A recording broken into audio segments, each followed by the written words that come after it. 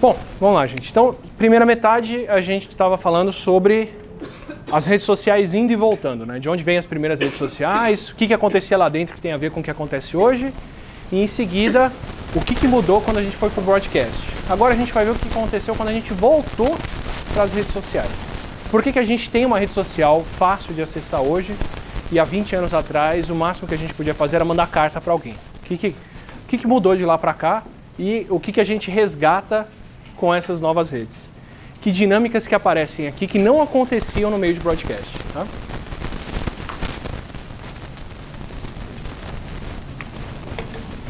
Esse aqui é o mapinha do XKCD que já está bem desatualizado do que se mandava. E aliás, esse é um dos pontos, né? Que esses meios mudam muito rápido e muito fácil. Deixa eu ver. Não, agora de novo. Ah, eu tenho bateria. Então vamos lá. Primeira coisa que muda com a rede, que faz ela ser diferente de qualquer sistema de broadcast. A internet começa com a ARPANET, com aquelas redes nos Estados Unidos, entre as universidades, no meio da Guerra Fria. E começar no meio da Guerra Fria fez os americanos pensarem de uma outra forma de como fazer essas redes.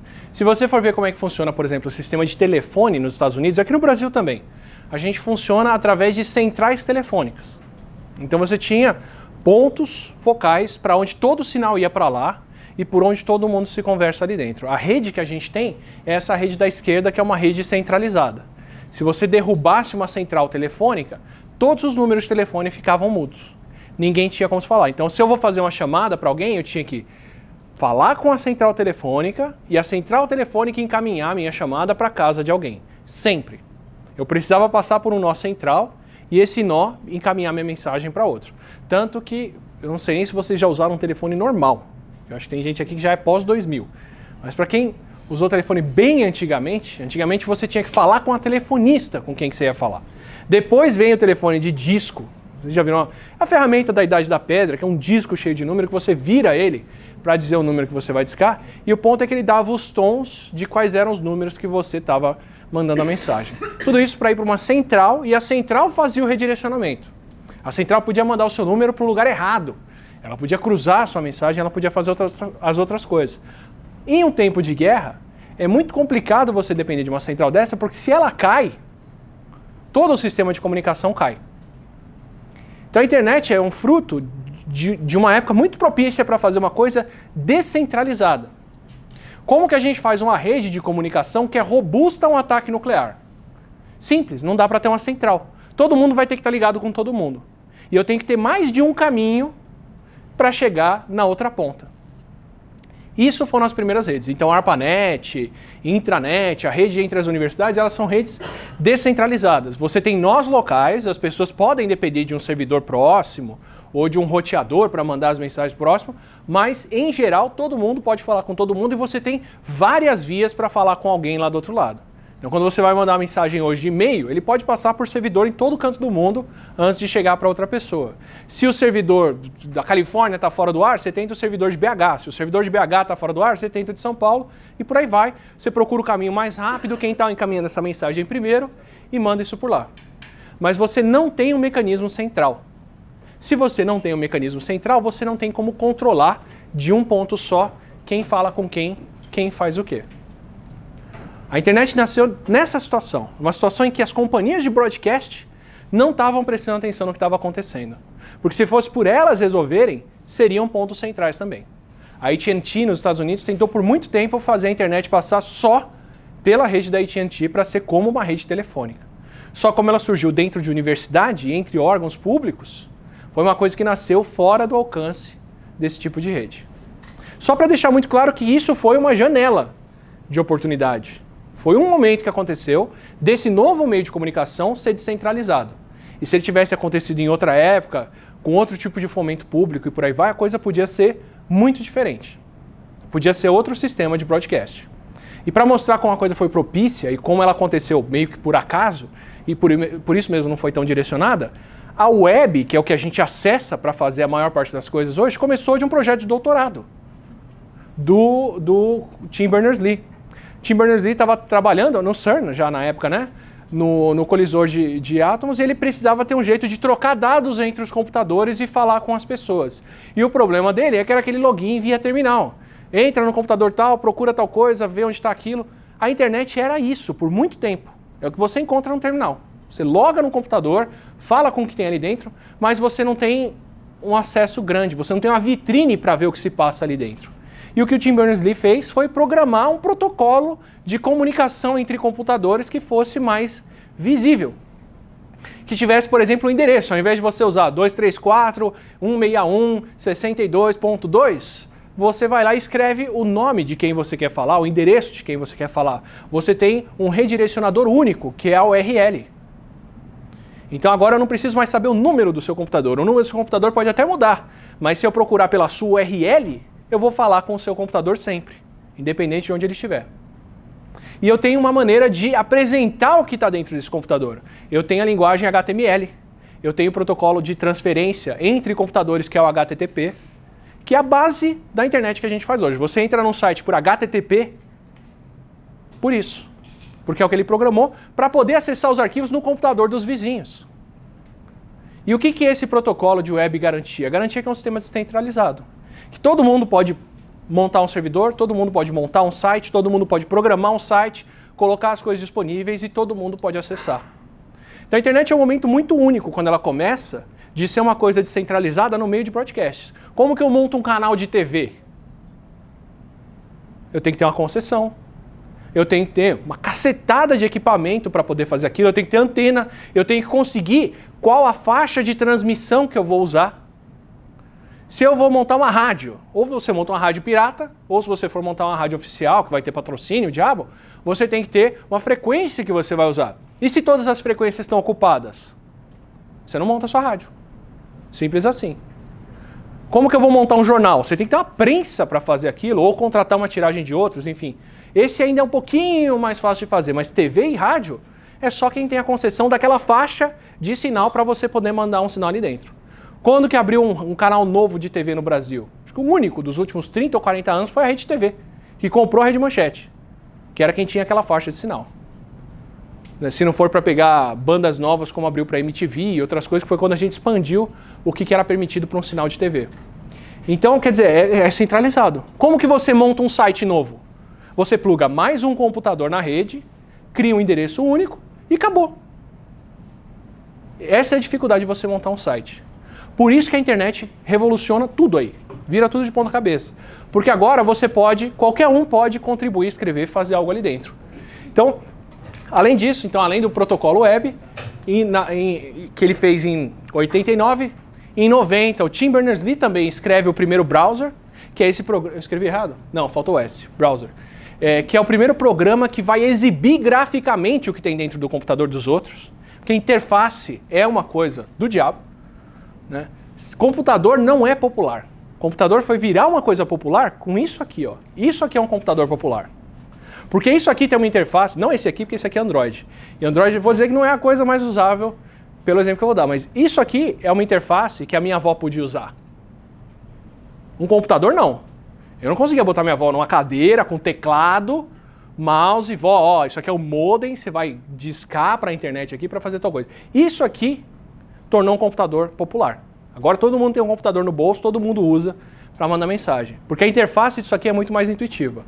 A mesma coisa a internet. A hora que o Tim Berners-Lee programa um browser que vai exibir imagem, exibir link, organizar as coisas num texto formatado, bem feito, agora a gente consegue acessar outras páginas e consumir a informação ali dentro de uma maneira legal. E aí em 93 veio o Mosaic, que foi o primeiro navegador popular, muitas aspas aí, que era popular entre as 5.000 pessoas que tinham internet na época. E depois veio o Netscape, que foi o primeiro navegador popular mesmo. Eu fui um dos velhos que teve acesso ao Netscape, que entrou no UOL quando era um universinho, ali, um sistema solar na home deles, em 95. Aí. Era um dos 5.000 na internet na França, em 93. Então, e o Netscape foi o primeiro a ser realmente popular, que foi quem despertou o interesse da Microsoft para essas coisas de internet, que foi lá e lançou na época o Explorer, que já foi o navegador mais popular do mundo, por um bom tempo, até o Chrome tomar conta de tudo aí, inclusive da memória RAM de todo mundo, desde então. Por isso, mas Quem tornou a internet popular foi o navegador, que foi lá e deu uma interface para as pessoas poderem usar. E eu só quero deixar isso muito, muito claro aqui desde o começo. O que faz a internet ser o que ela é hoje foi o fato dela começar horizontal. Todo mundo pode criar site, todo mundo pode escrever, todo mundo pode acessar, todo mundo pode fazer, todo mundo pode usar. O dia que para você poder circular na internet você tiver que pagar, ela já não é mais isso. Então o dia que todo mundo puder virar e falar, para você acessar esse outro site aqui você vai ter que usar sua franquia de dados, ou você vai ter que pagar uma comissão a mais para poder ver o que tem nesse site, se não for o do meu parceiro, que é esse outro aqui que tem esse outro conteúdo, acabou o broadcast. E é um passo assim. Aliás, acabou a rede social e começou o broadcast. Então a gente ainda está pendurado nessa fita crepe da década de 70, 80, que foi a ARPANET e as outras coisas, tem uma internet centralizada, e ainda está pendurado nessas outras coisas. Quando só o Android é o mecanismo de acesso às pessoas à internet, quando só o Google é o mecanismo de acesso a buscas, quando só o Facebook é o acesso das pessoas a uma rede social, quando só o WhatsApp é o jeito de mandar mensagem, essa coisa horizontal acabou. Porque aí você tem que estar ali dentro, tem que fazer parte daquele sistema. Por enquanto, o que a gente tem ainda é muito mais uma via de duas mãos. E isso muda completamente como as coisas acontecem aqui dentro. Porque agora eu não dependo mais de reputação, eu não dependo mais de um espaço único ali dentro, e eu não dependo mais do interesse de tanta gente para tornar aquilo viável. Então o que vem com a internet? Vamos a casos para eu poder mostrar para vocês várias características do que a internet tornou possível. Em 97 começam os weblogs, porque até então página era uma coisa estática. Se você fosse entrar no Mortadela para ver o que tinha de novo lá, você tinha que clicar até a página 6 das piadinhas para descobrir as últimas que foram postadas. Em 97 o pessoal bolou um jeito diferente de fazer isso. Vamos colocar um log, um registro do que está acontecendo de mais recente, vamos colocar esse registro em cima. Então toda vez que eu acrescentar um texto na minha página, o texto mais recente aparece no topo. E aí se você acessar ela de novo, você sempre vai ver o que tem de mais novo. Então começam os weblogs que viraram blogs. Eu fui entrar com 10 anos de atraso nessa onda para fazer um blog ali dentro. Por que o weblog era legal? Por que os blogs, o Open Diary habilitou comentários, mudam tudo? Porque agora as pessoas podem interagir. Até então, só podia falar quem estava com acesso ao jornal. Agora, todo mundo pode fazer um blog de interesse do que quer e você pode procurar ele no indexador e conversar com essas pessoas. Você tem um campo de comentários que torna aquilo uma rede social. O campo de comentário do Rainha Vermelha em 2008, 2010 era mal barato, porque tinha um monte de gente ali que a gente acabou se conhecendo, falando, fazendo coisas, porque era uma via de duas mãos. Eu podia escrever e outras pessoas podiam escrever o que achavam no que eu escrevi. Inclusive me xingar, falar besteira, fazer outras coisas, mas era parte do processo. Em 99 vem as plataformas de fazer blogs, que tornaram isso muito mais intuitivo, porque agora você não tinha que hospedar o blog no seu servidor. Você podia usar o blog como um serviço, que em pouco tempo foi comprado pelo Google. Então você podia entrar no Blogspot, ainda pode. E quer dizer, agora você nem precisa hospedar o site mais. Você entra em alguém que hospeda aquilo e cria lá dentro. E aí depois vem as ferramentas como o WordPress, que ainda é, acho, a ferramenta de blog mais popular, se o Wix, se algum outro desses que é uma plataforma fechada, não tomar conta do negócio hoje. Mas para poder criar o seu blog. E o que isso tem de interessante? Eu estou pegando um caso muito icônico aqui. Porque na mídia de broadcast não dava para o Brasil ter criado um problema diplomático com a Coreia do Norte. Não dava para um brasileiro doente, que é o Cid, do Não Salvo, fazer uma coisa dessas. Ele foi fazer isso com um meio de redes sociais. Para quem não conhece, o Cid do Não Salvo fez várias coisas, como, por exemplo, convencer os gringos de que a gente tem uma ave em extinção no Brasil chamada Galvão, e a maneira de você ajudar as pessoas a propagarem a mensagem de preservação dessa ave é falar cala a boca Galvão. E ele conseguiu fazer com uma voz de narrador britânico, um vídeo super educativo que convenceu as pessoas durante a Copa a falarem cala a boca Galvão para preservar esse papagaio muito ativo e muito falante aqui no Brasil. E a coisa foi pra frente. O da Coreia do Norte foi melhor ainda. O cara teve o dom de passar um ano fazendo notícia falsa em coreano para um canal da imprensa da Coreia do Norte. E foi fazendo um ano de vídeo, de alguém narrando o grande Kim Jong-un fez isso, o grande Kim Jong-un fez aquilo, nosso líder fez tal coisa, nosso líder fez tal coisa, para durante a Copa, aqui no Brasil, pegar o jogo da seleção do Chile, que tinha uma cor de uniforme parecida com a cor da bandeira, e fazer um vídeo se passando pela Coreia do Norte, falando que o time da Coreia do Norte ganhou do Brasil de 10-0. e colocou isso no canal dele, como se estivessem falando isso dentro da Coreia do Norte. E foi notícia no mundo inteiro. Kim Jong-un propaga que a Coreia do Norte está na Copa e ganhou do Brasil de 10-0. Coreanos da Coreia do Norte aprendem que a Coreia ganhou a Copa e por aí vai.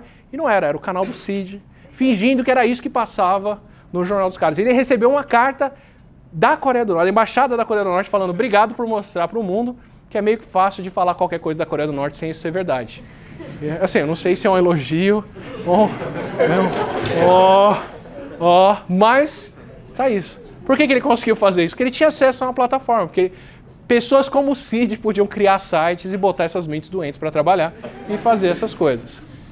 Não é mais um meio de reputação, é um meio de acesso. Então, por muito tempo, esse daqui era a primeira forma que você tinha de exercitar a sua divulgação científica.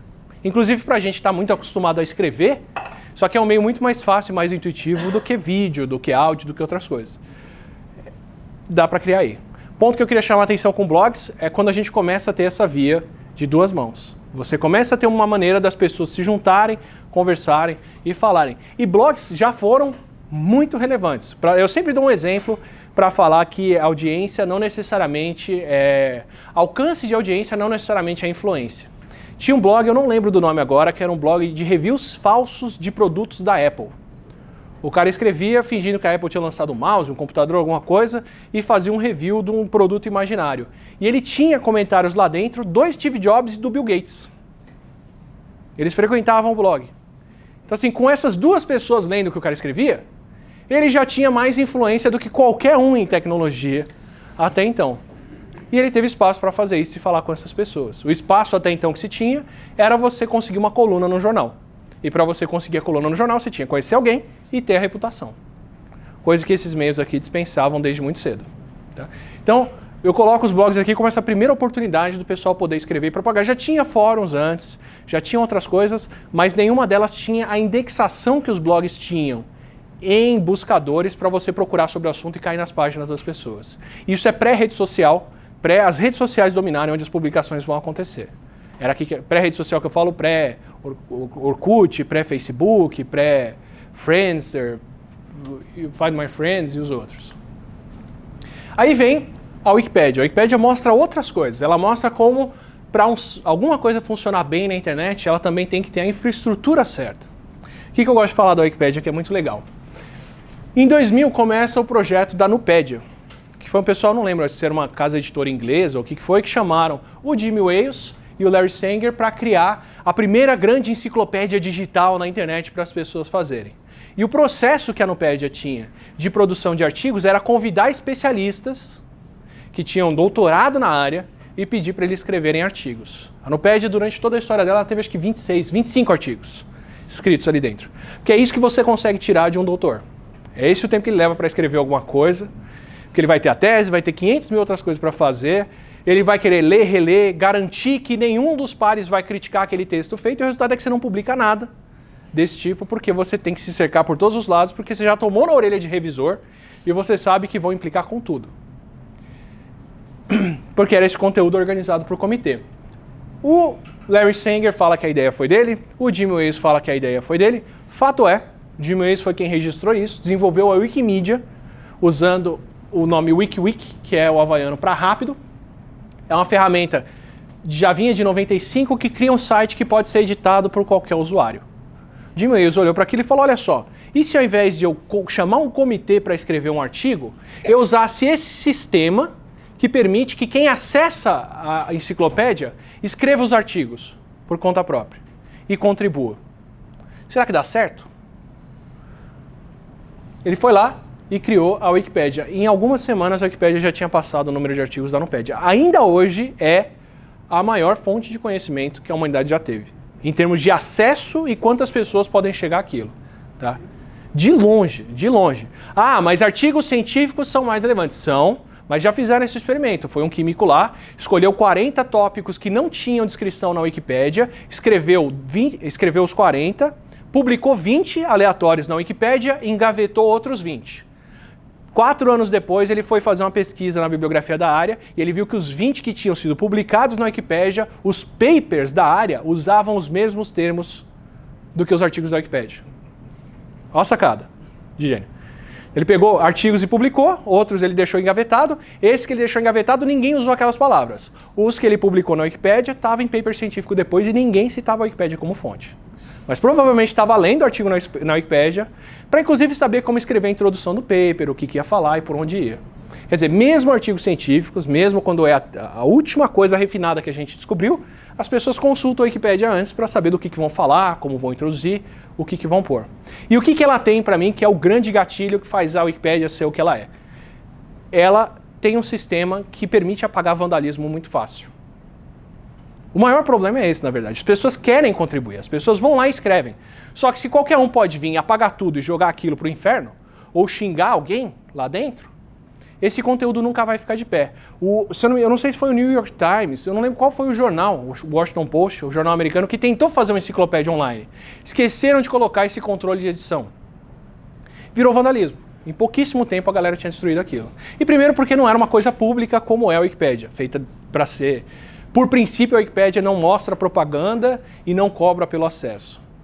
Então o que eles fazem de muito bom é, eles dão chance de todo mundo contribuir, mas se a contribuição não for boa, é muito fácil de descartar ela. Então se você vai lá e apaga um artigo da Wikipédia, se você vai lá e coloca um xingamento lá dentro, se você faz alguma coisa, é muito fácil de um editor vir, desfazer aquilo que você fez, tem até bots que fazem isso automaticamente, e garantem que o que foi acrescentado, acrescentou para o artigo mesmo. Ainda é um campo de batalha. A gente vai ter isso em algumas aulas. A Wikipédia é hoje uma das maiores ferramentas de relações públicas que tem. O que mais tem é perfil público, perfil de políticos, perfil de empresas, que é editado por companhias de relações públicas para garantir que aqueles artigos passam a melhor imagem possível. Você pode ver, aqui no Brasil isso é muito fácil porque fica bem fácil de pegar a linguagem pessoal que está lá dentro, sabe? Fulano foi nomeado, foi presenteado, foi reconhecido, é o pica das galáxias, ou não sei o quê. Não é esse termo, porque não é o termo do relações públicas, mas é feito por uma empresa para garantir que o que está lá dentro é a melhor mensagem. Porque é o que as pessoas consultam. Porque a hora que você fala Siri,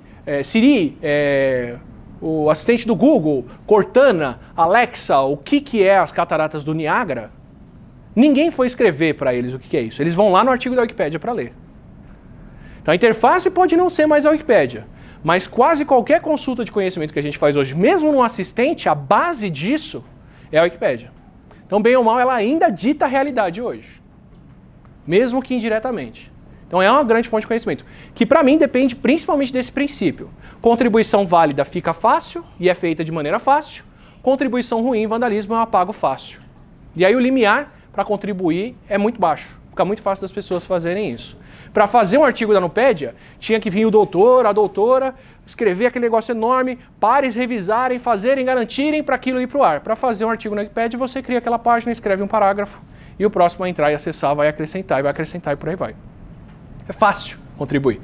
Se você não mancha daquilo, só de você, por exemplo, saber escrever melhor, você já pode tornar um artigo mais legível. Só de você saber corrigir erros de português, você já pode fazer aquilo mais legível. A gente deu uma disciplina de ensino de biologia com a internet em 2015 na Bio da USP, e o trabalho final da turma foi editar o artigo de Zika vírus, na Wikipédia. Então a gente foi lá e fez uma limpa no artigo de Zika, explicou o que era, como é que funciona, por que o vírus é assim assado, tirou informação falsa falando que o Zika era conspiração, que tinha vacina para Zika, que remédio caseiro curava e o diabo, colocou a bibliografia embaixo. Da última vez que eu olhei, teve mais de 800 mil acessos, o artigo da época que a gente editou para agora. Que outro trabalho que eu consigo fazer em sala de aula, que o que vocês fazem vai ser lido por 800 mil pessoas. Então ela é essa grande ferramenta, sim, por ser tão fácil. E é uma rede social. As pessoas podem clicar, podem editar, podem mudar o que está lá dentro. E se vocês forem ver o que tem por trás do histórico do artigo e da discussão em cima de artigos, são editores se bicando lá para ver o que vai ficar no ar. Parte do grande problema da Wikipédia em português por muito tempo foi justamente isso. Teve tanta briga entre português de Portugal e brasileiros escrevendo em português, que trocavam a língua do artigo de uma hora para outra, que só sobrou lá dentro quem tinha tempo para brigar e para resolver o negócio. Parece que, pelo menos no começo, a Wikipédia em português teve uma corrosão forte por causa disso.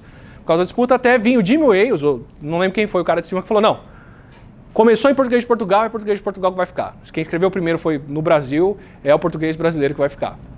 E beleza. E aí a coisa ficou. Mas por um tempo a gente teve, inclusive, esse atrito. Por causa disso, porque é fácil das pessoas contribuírem. Então você tem que ter o mecanismo certo para garantir uma civilidade ali dentro. Mas ainda tem muito artigo lá dentro que é fechado e bloqueado e que só algumas pessoas podem editar por causa de vandalismo. Por exemplo, o aborto. Vem alguém e coloca lá como fazer o aborto e dá o nome do remédio, faz isso e aquilo. O pessoal tem que tirar porque é apologia. Vem o pessoal e fala, não, aborto não pode ser feito porque o bebê tem alma. Aí a galera vem citar fontes e tira e faz essa disputa. Então tem artigos, tem temas muito ideológicos, muito carregados, que tem disputas até hoje, longuíssimas. Nada perto de fanbase. Da galera disputando, por exemplo, o artigo da Britney Spears, do Dustin Timberlake, ou de quem for. São muito piores, mas são essas coisas de idolatria que são bem complicadas. Outra rede que é bem legal falar, para falar sobre o que acontece ali dentro, é o Twitter. Gosto de citar o Twitter como uma rede social e como ele foi construído, porque ele mostra como nem quem começa aquilo sabe para onde a coisa está indo. Então, o Twitter, por muito tempo, foi uma rede social que você podia escrever só 140 caracteres lá dentro. Por que 140 caracteres? Fazem ideia? Porque era o tamanho de um SMS. Porque o Twitter antes era um programa que você fazia via SMS no celular. O Twitter vem de uma discussão de amigos que fizeram aquela página ali do lado falando como que a gente combina uma coisa, da galera ir no cinema, ou se encontrar em algum lugar, ou fazer alguma coisa. Vamos fazer um programa, um sistema que manda aquela mensagem para todo mundo que segue esse número. Isso aqui é uma época pré-WhatsApp, é uma época pré-Telegram. Isso aqui é um WhatsApp aberto. Tanto que no começo as pessoas não sabiam nem como divulgar evento na Wikipédia. Começaram assim, eu sigo um monte de gente, mas tem esses 5 caras aqui que estão na aula do Átila que não param de ficar escrevendo como a aula tá legal. Como que eu faço para essa galera calar a boca? Fácil. Coloca uma hashtag no final e fala do que você está falando. E aí as pessoas sabem se querem seguir aquilo ou não. Hashtag foi uma coisa que os usuários começaram a pôr para marcar o que eles estavam fazendo. Começou num evento, quem estava numa convenção de computação começou a usar a hashtag, o nome da convenção, e a galera descobriu rápido que era fácil de você parar de ler aquelas mensagens ou ler a mensagem de outras pessoas que você não está interessado em seguir, mas você quer saber sobre o evento. Hashtag foi criada por usuário dentro do Twitter. Como que eu sei que eu só estou falando com a Paloma? Como que eu não vou falar com todo mundo? Como é que eu chamo a atenção da Paloma? Coloca para Paloma, @Paloma, coloca um arroba. Arroba Paloma, tal coisa. Depois o Twitter foi tornar essa arroba clicável e entender que aquilo era uma mensagem só uma pessoa, para só uma pessoa. No começo, isso era uma forma que os usuários criaram de falar melhor entre eles. De, por exemplo, alguém que não me segue poder falar comigo. Se essa pessoa falar arroba ou Átila, a mensagem vai chegar para mim. Mas isso veio primeiro dos usuários, depois o Twitter incorporou aquilo na funcionalidade. Outra coisa que os usuários fizeram primeiro, RT. Retweetar alguém, antigamente era manual. Eu peguei a época que você pegava o que a pessoa escreveu, distorcia, copiava e colava e falava o que ela estava falando. Hoje em dia você manda a mensagem inteira. Foi o Twitter que absorveu isso depois, mas foi uma demanda de usuário. DM, mandar uma mensagem privada para só algumas pessoas, isso veio depois. No começo você tinha que colocar D e a mensagem para a pessoa. E teve muita coisa que a casa caiu porque o D não foi registrado e a mensagem que era para ser privada foi pública. Então, depois o Twitter foi criar uma forma de fazer um programa à parte de mensagens que não tem mais limite de tamanho, outras coisas que são as mensagens diretas. E aos poucos ele foi mudando de o que você está fazendo, que eram as pessoas indo para os eventos, para o que está acontecendo. Isso foi acontecer porque começou a entrar tanta gente no Twitter que agora alguma coisa que acontecia podia ser narrada em tempo real lá dentro. Esse ainda é o grande apelo do Twitter. No Facebook hoje você até consegue ficar sabendo de alguma coisa acontecendo, mas você não tem como buscar aquilo, por exemplo. No Twitter é rapidinho. Então, teve um acidente, teve um terremoto, pegou fogo em alguma coisa, caiu um avião. As pessoas têm como falar muito rápido daquele evento e você pode indexar e passar aquilo para o mundo. Quem deu essa relevância para o Twitter não foi o Twitter. Quem concebeu ele estava pensando na galera indo no cinema. Só que as pessoas acharam um site, um meio de falar muito rapidamente de algo que está acontecendo e avisar todo mundo. E o Twitter, claro, incorporou isso e hoje o principal ponto dele é que você sabe o que se passa no mundo. Foi o criador do Twitter que pensou isso? Foi o grupo que bolou ele? Não, foi o uso que as pessoas deram. Porque uma rede com 1000 pessoas é uma rede diferente de uma rede com 10 mil pessoas, é uma rede diferente de uma rede com 10 milhões de pessoas, é uma rede diferente de uma rede com 1 bilhão de pessoas. E é só quando você chega em 1 bilhão de pessoas que você descobre o que elas querem fazer. De repente, uma coisa que era super inocente no começo, que é você poder postar vídeo dos seus filhos no YouTube, com 1 bilhão de usuários no mundo, vira uma maneira de alguém na Tailândia fazer pornografia infantil e colocar os vídeos do filho lá e ganhar em dólar. Ou no Vietnã, que já aconteceu alguns casos de terem que tirar canal do ar desse tipo. Porque quem pensou no YouTube jamais foi conceber que um negócio desse ia acontecer lá. Quem concebeu o YouTube nunca pensou que ia ter uma banheira de Nutella. Que as pessoas iam fazer aquilo. Você precisa de uma criatividade para pensar numa coisa dessa. E isso vem dos usuários, não vem da plataforma. Isso é uma coisa espontânea. Então o Twitter marca muito bem para mim essa espontaneidade. Outras coisas que apareceram aí. Lista de pessoas a seguir, ou thread no Twitter, isso foi o usuário que fez. 1 de 2, 2 de 2, 3 de 3, 5 de 6 mensagens. Foram as pessoas que fizeram depois o Twitter concatenou essas mensagens. Figura. Antigamente você não tinha como colocar figura no tweet. Você tinha que mandar um link para uma figura de fora. E o pior, esse link consumia caractere. Antigamente você colava um link no Twitter, o link inteiro contava como caractere. SMS, lembra? Você tem um limite de quantas coisas você pode escrever. É mais caro mandar um SMS ainda hoje do que uma mensagem para a sonda High-Rise lá ao redor de Marte. Porque você cobra por caractere. De verdade. E a URL contava. Então o que você faz? Como é que você faz para mandar um link de alguma coisa que o link é um bitelo? Encurta ele. Faz ferramentas como foi o Migrime, como é o Migrime ainda, como outros encurtadores, que quando você cola o link ali dentro, ele coloca um outro código e ele redireciona você para o endereço original. E agora o seu link vai ter 10 letras, 15 caracteres, e não vai gastar mais o trecho da sua mensagem inteiro. E agora que você encurtou, você sabe quem clicou, onde clicou, quem tweetou aquele link, por onde ele propagou. Isso não era pensado pela plataforma. Isso veio depois, porque os usuários demandaram um negócio desse. Tá? Então, de novo, por que eu estou falando isso? Porque você não tem como saber o uso que uma rede vai ter, você não tem como controlar o uso que as pessoas vão dar para aquilo. Como você está deixando o usuário participar e contribuir com o que ele faz ali dentro, como isso não é mais um sistema de broadcast, que só o Faustão fala naquela hora, isso não está mais no seu controle. Tá? E o Twitter marca isso mais do que ninguém para mim. Muito fácil. Conforme a coisa vai crescendo, conforme ela vai escalando, o uso daquilo vai mudando e você nem fazia ideia que ela podia servir para isso lá no começo. O Facebook marca por uma outra coisa. Facebook é uma rede que começou bem depois, já tinha o Orkut na época, já tinha outros, e o Zuckerberg foi um cara genial como ele concebeu o Facebook. Porque ele começou com um aplicativo, com um site para você dar uma nota, chamava Hot or Not, para você dizer se as outras pessoas da graduação eram bonitas ou feias. Então eles têm o Graduation Book, que é um e-mail, uma página que circula no primeiro ano lá para todo mundo se apresentar e colocar uma foto própria. E o que ele fez foi começar a puxar essas fotos e você via a foto e você falava feio ou bonito. Mais feio ou mais bonito que essa outra pessoa. E ele viu que rapidinho, se as pessoas podiam se comparar umas às outras e mandar isso para os amigos, isso se propagava muito fácil.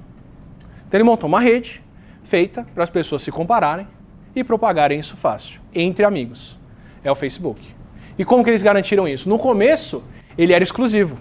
Só quem era de Harvard podia ter acesso ao Facebook no primeiro mês. Aí a galera de Yale, como assim, só Harvard? Eu também. Sou de uma universidade elite, eu não tenho acesso a isso? Como assim só Unicamp pode ter acesso? Eu tô aqui na Unesp, que só Campinas pode fazer isso? Eu também quero. E aí começaram a abrir de universidade em universidade, até ele começar a abrir para high schools, e depois para empresas, e depois para o grande público. Quando a coisa já tinha um hype, quando todo mundo queria aquela coisa exclusiva que só um grupo tinha acesso, quando todo mundo queria aquela coisa que já dava status para quem fazia aquele uso. Ele soube jogar muito bem com esse esquema da exclusividade e da coisa de propaganda. É como o Instagram, que no começo era só de quem tinha iPhone.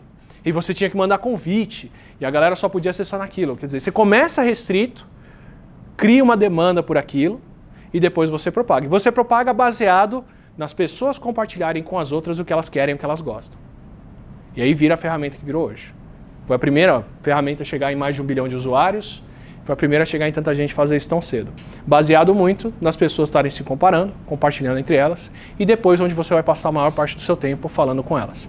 Eu vou falar bastante ainda dessas plataformas, em especial Facebook, Twitter, Instagram, YouTube, para quando a gente for falar de o que fazer lá dentro, como conversar, que tipo de conteúdo que dá para produzir, como a informação se propaga ali, mas é legal guardar isso. O que tem em redes sociais? São ferramentas que têm gatilhos bem pensados, elas absorvem essa demanda espontânea que vai surgindo conforme tem mais gente usando aquilo e dando novos usos para ela, e elas se baseiam demais na pressão social, em você pertencer, fazer uso daquilo que está todo mundo usando, saber do que está todo mundo falando e poder passar isso adiante. Que é aquilo que a gente já via lá no tabletzinho de Roma. E uma outra ferramenta que trouxe uma ótima lição também, o YouTube. O YouTube começou como uma coisa super inocente lá em 2005. O primeiro vídeo deles é o Meet Mietezu, que é um dos donos do YouTube, Mietezu, né? Mostrando o passeio dele no zoológico. E o YouTube soube fazer uma coisa muito legal no começo para eles, que era permitir pirataria. Por que valia a pena permitir pirataria? Clipe de música, vídeo de TV e por aí vai. Porque com isso você traz a atenção. Então, antes de você ter o conteúdo próprio, antes de você ter as pessoas participando da rede social com o que elas querem fazer, deixa vir um conteúdo de fora. Deixa a galera vir de fora para assistir aquilo e depois você prende elas em outras coisas. Netflix começou como um catálogo de filme que você assinava pelo correio nos Estados Unidos. Netflix não era streaming no começo. Netflix você assinava e recebia os DVDzinhos no seu correio. Depois eles começaram a fazer o conteúdo próprio, mas primeiro você deixa o conteúdo de fora. No caso do Netflix, legítimo. Eles deixavam as pessoas alugarem e pagarem para receber no correio. Netflix era analógico. No caso do YouTube, você deixa acontecer uma pirataria de música, outra coisa, porque a hora que a indústria da música se sentir incomodada, você já pode chamar eles para colocarem um clipe de verdade ali dentro e fazer uma propaganda em cima e com isso ganharem com ela. Então quem tirou os clipes da MTV foi o YouTube. Ele primeiro deixou a galera piratear os clipes da MTV e depois permitiu para as gravadoras ganharem dinheiro em cima desses clipes tocando ali dentro. Mas eles foram os primeiros a perceber que o dinheiro está onde está a atenção das pessoas. O modelo de negócios do Facebook desde o começo é propaganda, é você influenciar as pessoas. Você está em redes sociais, você quer o que as pessoas que estão ao seu redor querem, eu vou mostrar o que vocês querem. O que o YouTube fez desde o começo é perceber que o dinheiro está onde a atenção das pessoas está. Se você chega em casa, entra no meu site e passa 3 horas aqui ouvindo o Átila falar, é isso que eu quero. Então eu vou incentivar o Átila a vir aqui ficar falando com você por 3 horas. Por isso que um dos maiores incentivos dentro do YouTube para qualquer um que cria vídeo é watch time. É quanto tempo as pessoas passam vendo o seu vídeo. Tá? Um pirula de duração é um senhor watch time, que é muito legal para eles das pessoas estarem prestando atenção por todo esse tempo ali dentro. Depois vem os marcos. O Google percebeu isso e comprou em 2006. Em 2007 começa o Rickrolling, que é um grande uso da ferramenta do YouTube, que é você clicar em alguma coisa e cair no clipe do Rick Astley tocando Never Gonna Give You Up, né? Devia ter tocado o vídeo aqui quando eu falei isso, mas estou tentando fazer slides analógicos que vão poder ser reproduzidos até em PDF.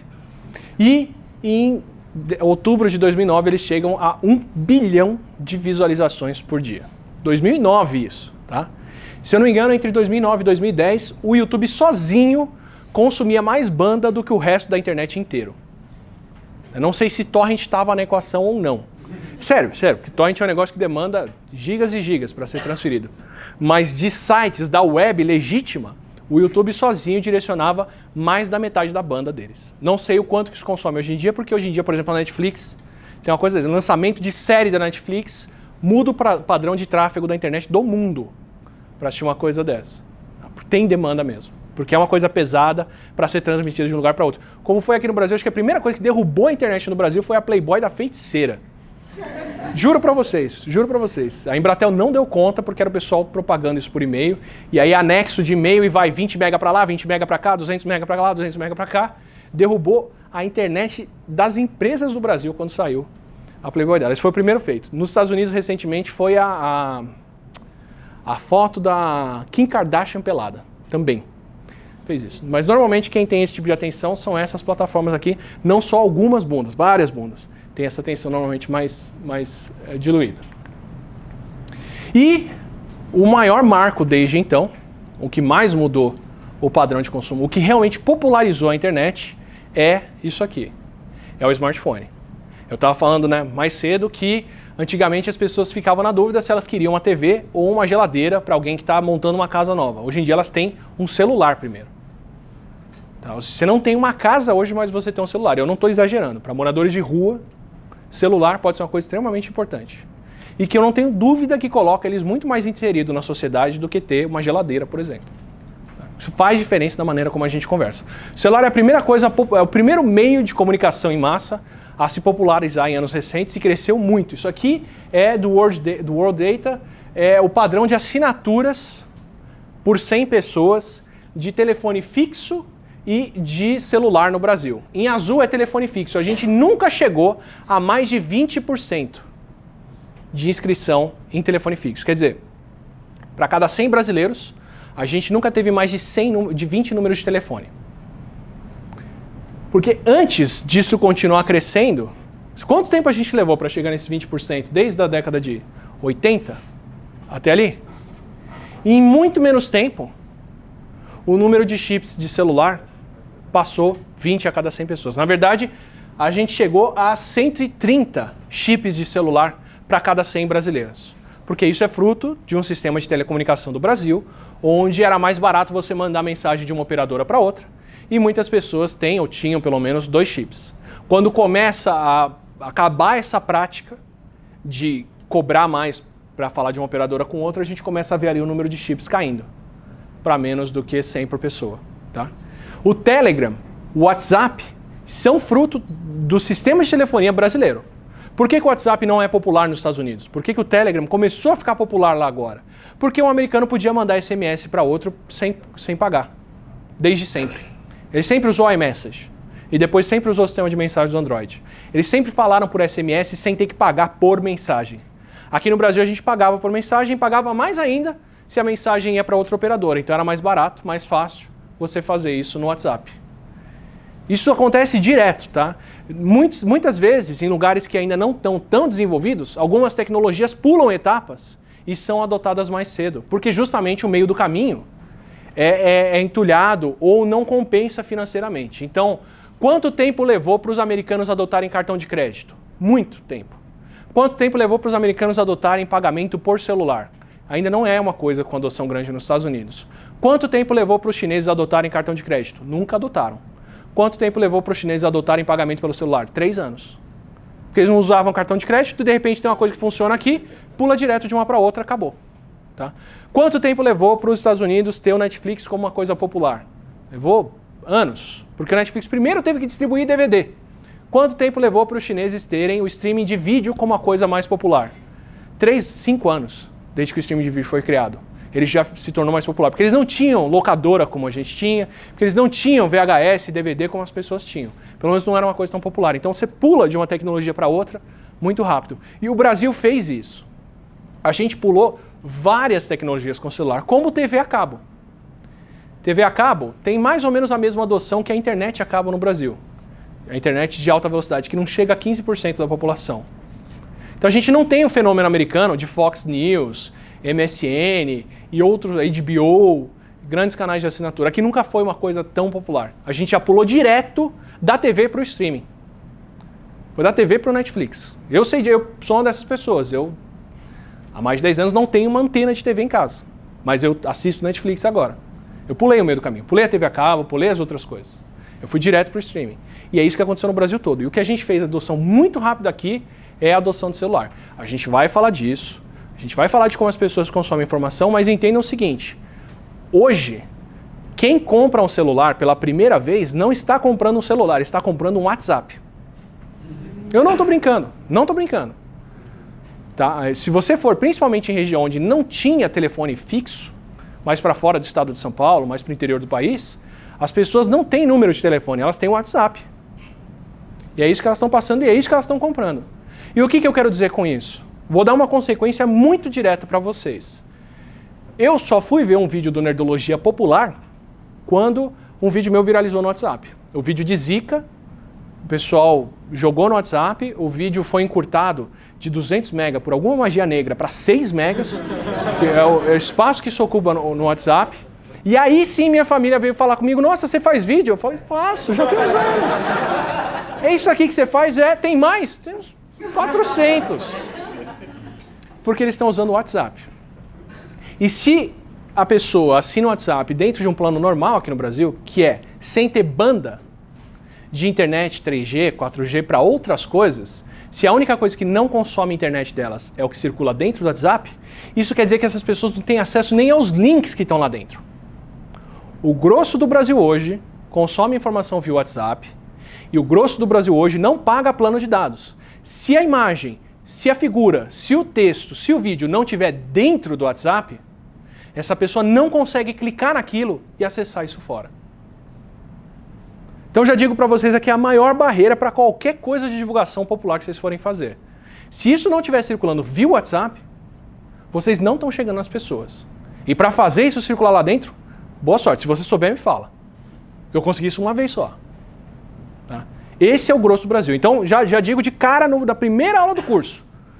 A gente não vai ver aqui como fazer algo realmente popular. Se você fosse fazer algo realmente popular, você tem que fazer isso para o WhatsApp. E eu não sei dizer para vocês como fazer uma coisa popular no WhatsApp que é acurada. A gente vai ver coisas que circulam no WhatsApp, por que elas circulam, e quase sempre é um boato ou uma coisa exagerada. Invariavelmente, porque isso é o que circula. Mas já estou adiantando isso para vocês. Tá? O grande meio de comunicação que ultrapassou a TV em adoção e que já chegou hoje a quase 90% dos brasileiros, pelo menos em termos de acesso a alguma coisa como fonte de notícia, é o celular. E o que as pessoas estão usando ali dentro é o WhatsApp. Ponto. Para outras, o Facebook é toda a internet. Então eu não existo no YouTube para essas pessoas. Outras coisas, o Twitter então, putz, nem se fala. Não existe para essas pessoas. Qualquer outro meio. Tá? Então, é legal, estou falando disso tudo, mas tem esse viés sim, e é um viés que dita como qualquer coisa circula aqui. Tanto que a eleição de 2018 foi feita via WhatsApp. Tá? Vou pegar um caso, para não entrar em discussão política ou qualquer coisa. Vou pegar um caso. Um cara que virou meme ali dentro, que é o Cabo Daciolo. Ele virou meme e ele conseguiu, como meme, receber mais votos do que os últimos 4 ou 5 candidatos. Eu não lembro se foi o Amoedo, como é que era o nome do outro, eu nem lembro do nome dos candidatos. O Meirelles. Gastou uma grana ferrada e não conseguiu ter os votos que o Cabo Daciolo teve, falando Deus num videozinho no WhatsApp. E é isso. É isso, é literalmente isso. Porque não está mais nos lugares onde o Meirelles gastou dinheiro, atenção. Essa atenção foi para o meio onde, voluntária ou involuntariamente, o Cabo Daciolo estava conseguindo falar. Esse é o grande desvio que a gente tem hoje. E esse é um ponto que eu não vou nem saber cobrir aqui na aula para vocês. De como a gente consegue falar com as pessoas que estão nesse meio. Nem sei como ver o que as pessoas estão fazendo dentro desse meio. Porque por ser um meio de comunicação encriptado, nem o Facebook sabe o que circula ali dentro.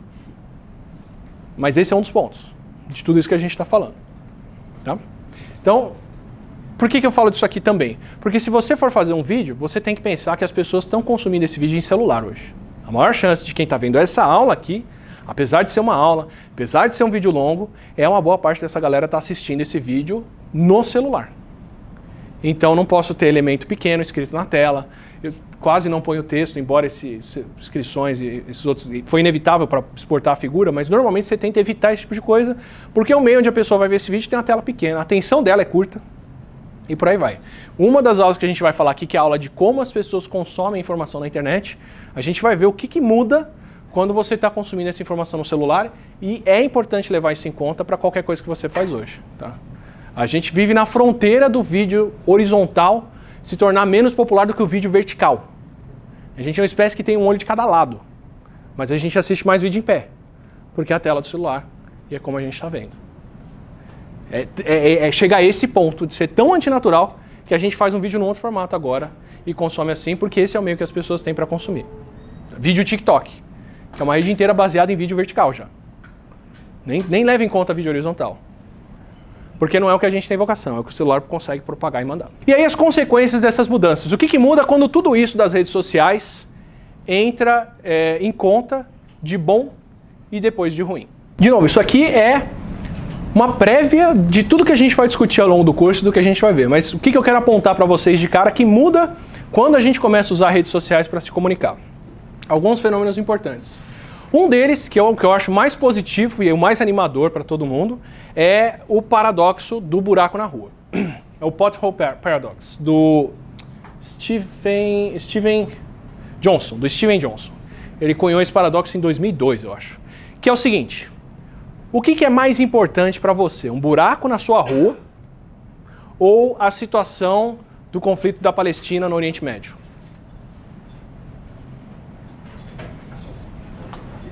A situação da Palestina é mais importante para o mundo. Mas para a gente, o que é mais importante? Seu pai quebrou a perna? Desculpa a suposição. Sua irmã não vai poder vir para casa hoje? Seu filho sumiu? Ou a situação da Palestina? Teu problema pessoal é muito mais importante do que um problema mundial. Mas quando eu ligo a TV, eu vou ver a situação da Palestina. E não o que está acontecendo na minha rua. Por quê? Porque se um problema na minha rua é a coisa mais interessante para mim, um problema na rua vizinha, eu estou cagando. Se o buraco está na rua de cima e eu não passo por ela, se o buraco está na rua e eu estou a pé, isso já não é importante para mim. Esse é o paradoxo. A coisa mais importante para você, ela só é importante para você. Ou para pouquíssimas pessoas. E ela não é importante para muita gente. E você não vai ouvir falar disso na mídia, porque a mídia só vai falar de coisas que são importantes para muita gente. Então, a não ser que o buraco na sua rua seja o buraco onde caiu um bebê que foi amassado por um caminhão que passou depois, isso não vai aparecer na TV. Porque para a TV não importa mais um buraco na rua. A não ser que virou uma lagoa ali, a galera tá pescando dentro do buraco, como já fizeram isso algumas vezes, você não vai noticiar aquilo, porque só é relevante para quem mora ali naquele lugar. A mídia broadcast, ela é feita para broadcast, ela é feita para grandes audiências. E a não ser que seja um problema que interessa a grandes audiências, é muito difícil de você falar dele ali dentro. Tá, eu ouvi o Zeca Camargo falando do Fantástico nos Estados Unidos, na universidade que eu estava lá, falando para os gringos do que era o Fantástico aqui e como é que funcionava. E você via a preocupação dele, ele falou, não, o Fantástico que a gente faz de domingo é muito legal, porque a gente vai lá e consegue colocar um documentário da BBC. O único problema é que aí o pessoal troca de canal para ver uma banheira com um sabonete e bunda para fora no canal do concorrente e a gente perde a audiência. Então eu estava ouvindo um cara que teoricamente ali estava interessado em passar informação, colocar documentário na TV, só que a hora que o documentário entrava era a hora que a concorrência ia lá e botava bunda na TV. E as pessoas trocavam de canal para fazer isso. Então ele falou, tem horas que a gente quer dar notícias importantes, quer falar de coisas relevantes. Eu acho que na época era uma discussão, por exemplo, dos alunos que tinham ido melhor no Enem, mas a hora que entra uma notícia que não é interessante para as pessoas dessa forma, o canal concorrente vai lá, o Pânico ia lá e punha a paniquete para descer a ladeira, a lona de caminhão ensaboada de biquíni. Então assim, a TV não pode falar de coisas impopulares. Porque a hora que um canal fala de uma coisa impopular, quem ganha audiência é o canal vizinho. Tem que ser um interesse amplo, de muita gente, para muitas coisas. A internet não. A internet vive, muitas vezes, da cauda longa. O que é a cauda longa? Isso vem principalmente de loja de comércio. Por que eu tenho um limite do número de coisas que eu consigo encontrar no mercado, perto de casa? Porque o mercado tem um estoque físico. Ele tem um limite de quantas coisas ele pode pôr. Ele tem um limite da logística do que ele consegue manter ali dentro. Então o que ele vai fazer? Ele vai colocar os itens mais populares. E é isso. Porque isso é o máximo que aquele mercado consegue fazer. Ele tem que atender a maior demanda. Se você for fazer uma loja de roupa, o que ela vai vender? Ela vai vender as coisas que mais gente compra. Tem que ser uma coisa popular. Tem que ser uma coisa básica, que todo mundo quer. Porque você não vai conseguir manter funcionário, estoque e as coisas físicas se você for atender um interesse de nicho. Você só vai atender esses interesses de nicho em lugares que tem muita gente, num centro de cidade, num centro financeiro, onde tem muita gente disposta a consumir, e aí sim você consegue vender aquilo. Então, em qualquer lanchonete aqui, você vai achar coxinha. Procura um bolovo para você ver. Maior frustração que eu tenho. Bolovo é um produto de nicho. Pouca gente sabe apreciar essa iguaria. Então vão ser poucos lugares que vão vender bolovo por causa do que você tem que ter dentro do seu bar, dentro do seu estabelecimento de respeito, que vai conseguir servir um bolovo bem feito para as pessoas. Não compensa fazer isso. Compensa em vender a coxinha que todo mundo come e fica fácil fazer. Na internet, em dados, não tem por que você se ater ao limite físico. Por que a Amazon tem um absurdo de coisas para vender? Porque eles têm vários estoques espalhados pelo mundo e porque as pessoas podem anunciar o produto delas sem mandar isso para o estoque da Amazon. Então, o seu interesse é a rosca invertida dessa válvula de privada que foi lançada entre 72 e 95 e atende os consumidores de classe B e C de Barão Geraldo, beleza, a lojinha de Barão Geraldo pode pôr isso à venda ali. E está valendo.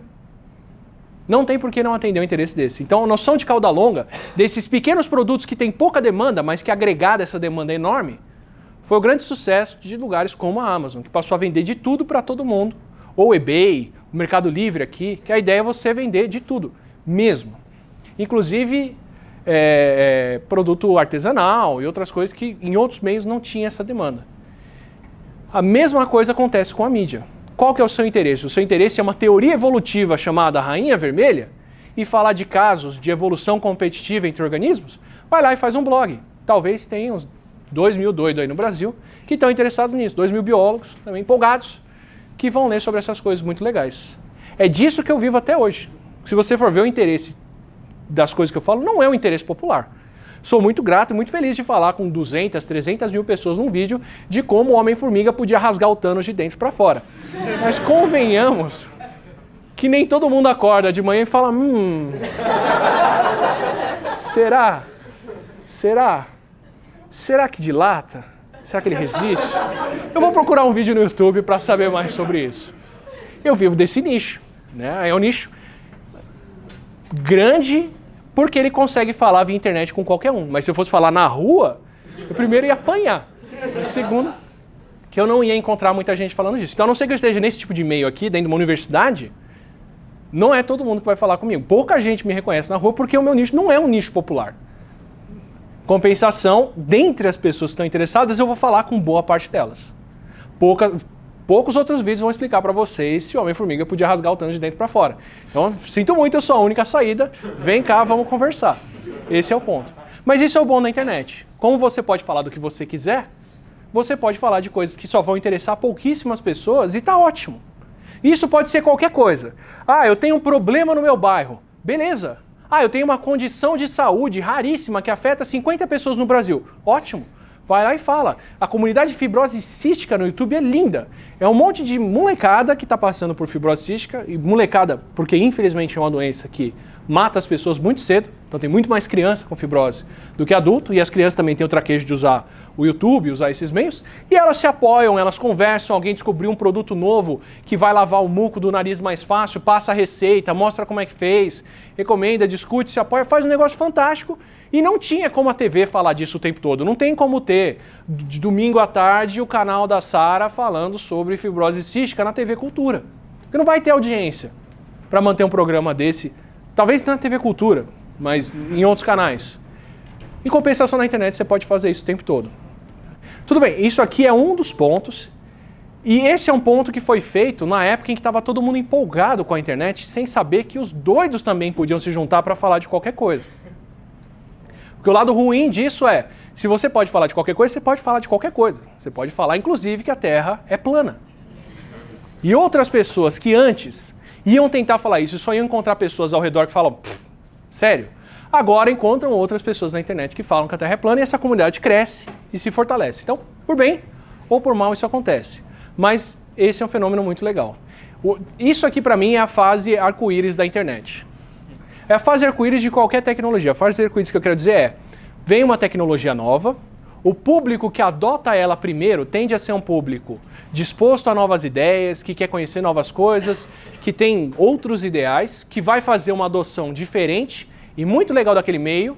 E aí você fala, nossa, se 10 mil pessoas usando isso aqui fazem essa coisa legal, imagina como é que vai ser quando 1 milhão de pessoas usarem. Imagina como vai ser quando 1 bilhão de pessoas usarem. E quando 1 bilhão de pessoas usarem, isso vai virar uma merda. Porque 1 bilhão de pessoas não tem o mesmo interesse criativo que você. Isso aconteceu com tudo na internet. Tá? Nossa, se o Twitter é legal assim, com 1 milhão de pessoas no mundo, imagina quando 1 bilhão de pessoas usar o Twitter. Vai ser gritaria e a continuação disso. O dia inteiro. Nossa, se 20 mil pessoas usando o Facebook postam coisas legais, falam da viagem, fazem, como que vai ser quando 2 bilhões de pessoas usarem o Facebook? Vai ser sua tia mandando aquela mensagem dizendo que o WhatsApp vai ser pago.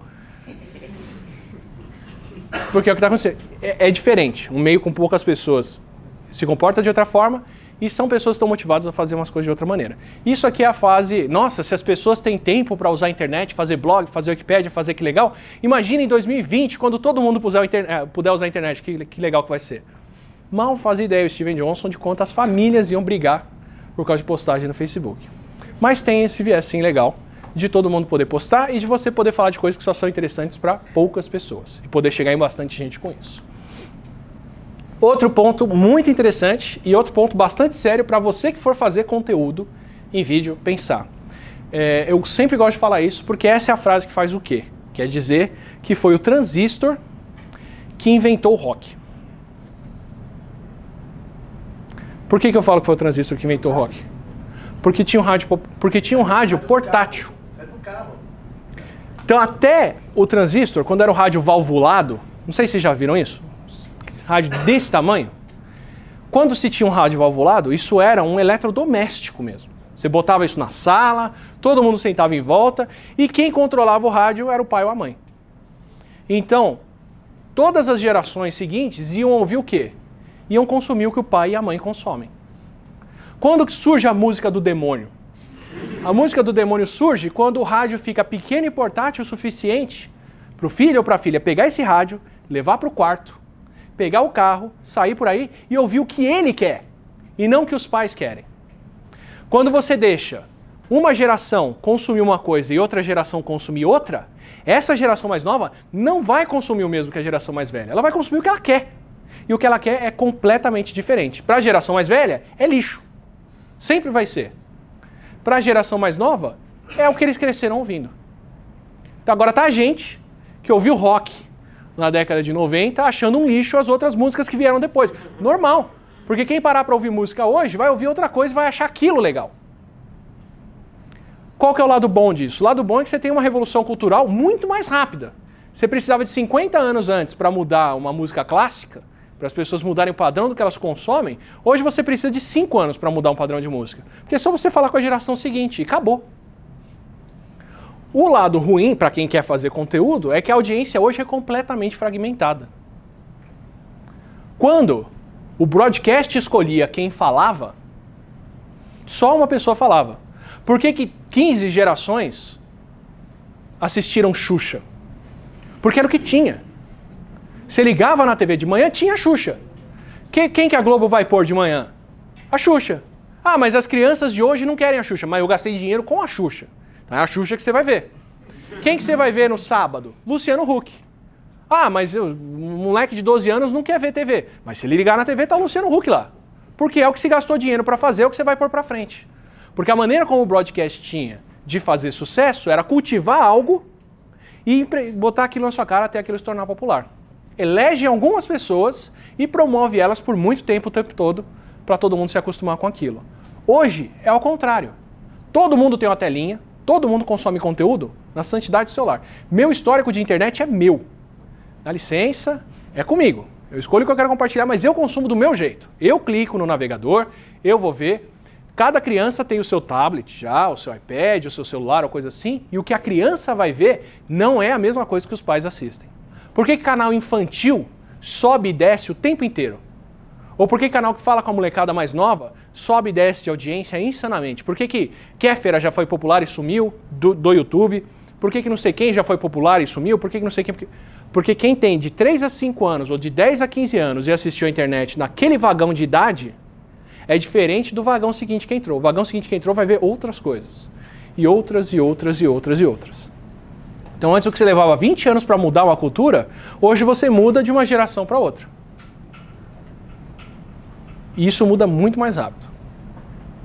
E tem o lado bom e tem o lado ruim. O lado ruim que eu já aponto de cara, que é uma coisa que a gente vai ter que levar em consideração, é que você não tem mais como saber o que as crianças consomem. E se tiver alguém falando besteira para essas crianças, isso foi. A não ser que os pais parem para ver o que os filhos estão consumindo, eles não vão ver isso. Então hoje já é uma coisa tão nichada, hoje todo mundo tem um radinho portátil, que você consegue fazer mensagens que vão falar com um público só. E ponto, acabou. Então se eu quiser fazer a maior campanha para convencer as pessoas de que, sei lá, deixa eu ver uma conspiração para fazer aí. Vacinação? Hã? Não, eu quero uma coisa bem, eu quero impor o medo da caravana, da carreta furacão. Eu quero acabar com a carreta furacão. Tá errado aquilo, eu não quero aqueles palhaços correndo em parede, dançando no posto. Eu quero acabar com a carreta furacão. O que eu posso fazer? Eu posso fazer um vídeo daqueles scare jumps, que aparece um negócio e você toma um susto, e só associações erradas com a cara do Fofão, com a cara do Mickey da carreta furacão, com a cara do Homem-Aranha, e esse vídeo só vai tocar depois de quem assistir, por exemplo, o Lucas Neto. Acabou. Nenhum adulto vai saber que isso está acontecendo lá. E alguns adultos, ok. Desculpa, foi pra isso? Eu lembrei o Mona, que teve um negócio de assassinato. A Mon, aquela Momo, né? O terror, o Slenderman antes. E só a molecada... isso daí eu não sei de nada. Só a molecada vai assistir isso. Se você fizer o alvo certo e colocar isso para passar em vídeo de slime, nenhum adulto vai ver o negócio acontecer. E você pode traumatizar uma geração inteira com um negócio desse sem ninguém saber. A Momo é isso, é literalmente uma coisa que só a molecada tinha medo porque circulava só nesses meios. Vai circular só... Uma coisa que circula só em TikTok vai falar com um grupo, uma coisa que circula só em Snapchat vai falar com outro, uma coisa que circula só em Instagram vai falar com outro. Cada rede dessa, cada perfil de vídeo desse fala com um grupo específico. E outros grupos não tem nem como saber que isso está acontecendo. E é por isso que tantos vídeos de teoria da conspiração popularizam também. Se você assistir um vídeo de vacina, de repente só tem um vídeo de teoria da conspiração, de como o governo está mentindo para você. E aí, exato. Tudo que você consome. E eu vou dar um outro fator que contribui muito para isso, mas é exatamente esse o ponto. Quer dizer, é bom que todo mundo tem chance, que tem nicho para todo mundo, e todo mundo pode falar agora que não é mais o sistema de broadcast, é muito legal. Mas o que vai acontecer? Se você não acessa esse rádio da pessoa, você não fala com ela. E aí acabou. Quem consome outra coisa, eu não falo com aquelas pessoas. Né? Então, eu consigo falar no Nerdologia de futebol? Provavelmente não. Pode até ter um grupo que é ali, que curte, assiste futebol, mas eu vou estar mais alienando quem já me assiste e não falando com quem curte futebol do que o contrário. Tem essas diferenças. A baleia azul, que teve, a baleia do suicídio lá. Qualquer um deles, mesmo série no Netflix. Como todo mundo tem uma tela própria, o perfil do Netflix é diferente para cada um que assiste. Então quem assiste 13 Reasons Why, que é mais adolescente, os pais não têm mais como saber que aquilo acontece. Porque você não tem mais a TV na sala de casa, que você passa, bate o olho e vê o que está acontecendo. Então, sim, é esse tipo de fenômeno que é de uma demografia, de um interesse específico, e pensando como alguém que quer fazer divulgação, se você não falar o que aquela pessoa está consumindo, você não vai chegar nela. Então, mais do que nunca, essa empatia é necessária. Se você não fizer um vídeo na vertical, você não vai falar com alguém já no TikTok. Começa aí. Oi.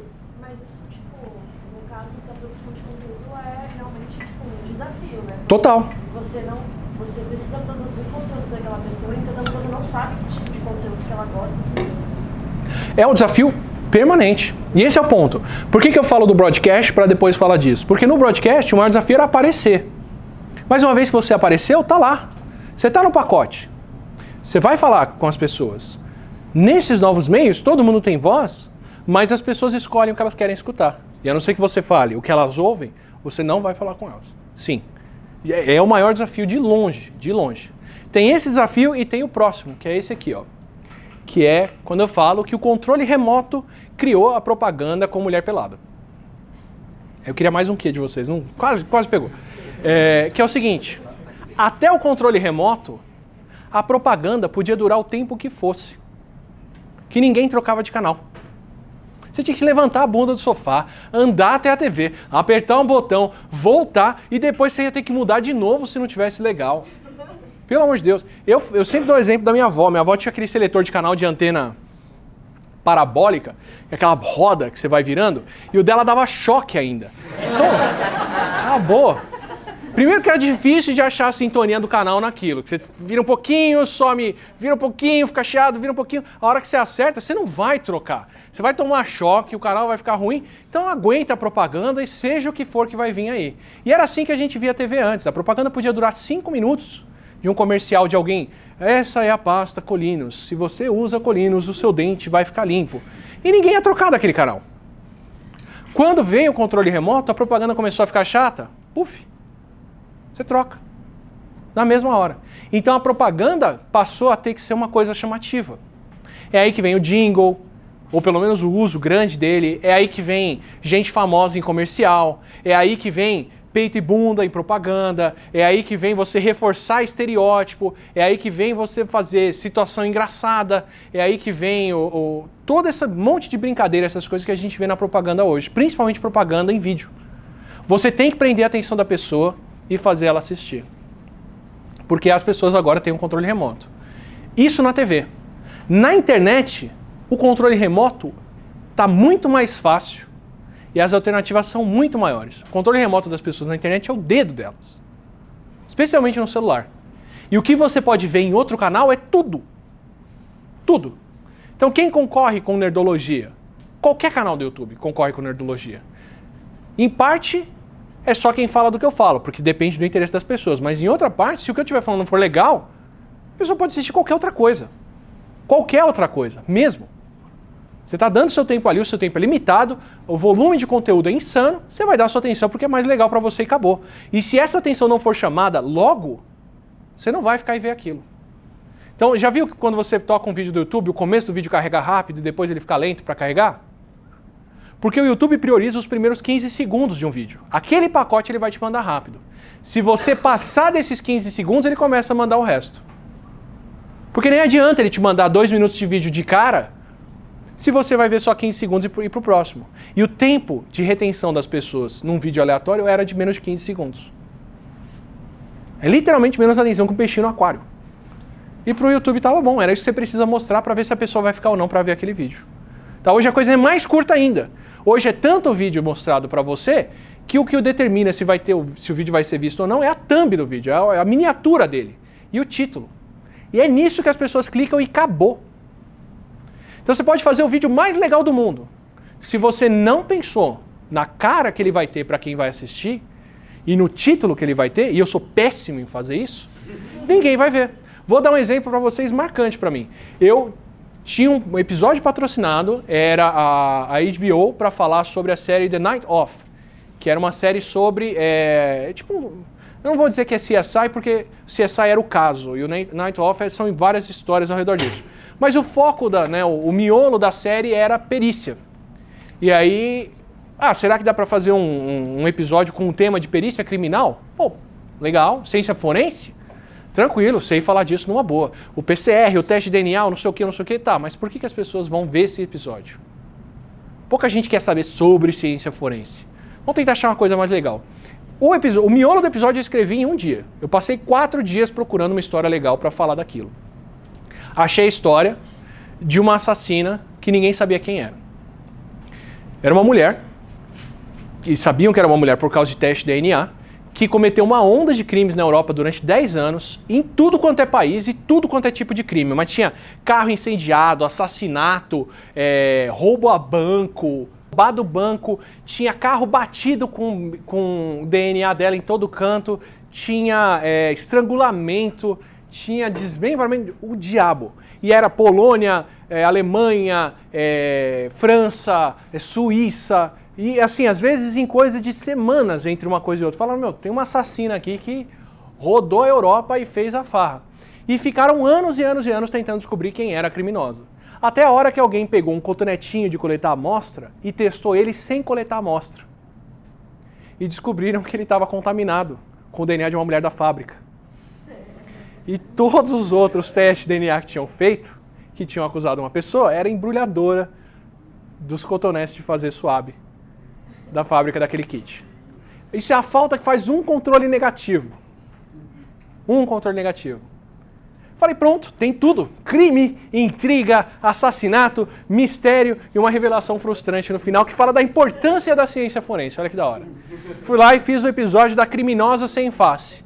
Aí um monte de gente embaixo, nossa, Átila, o que é esse vídeo da mulher que não tinha face?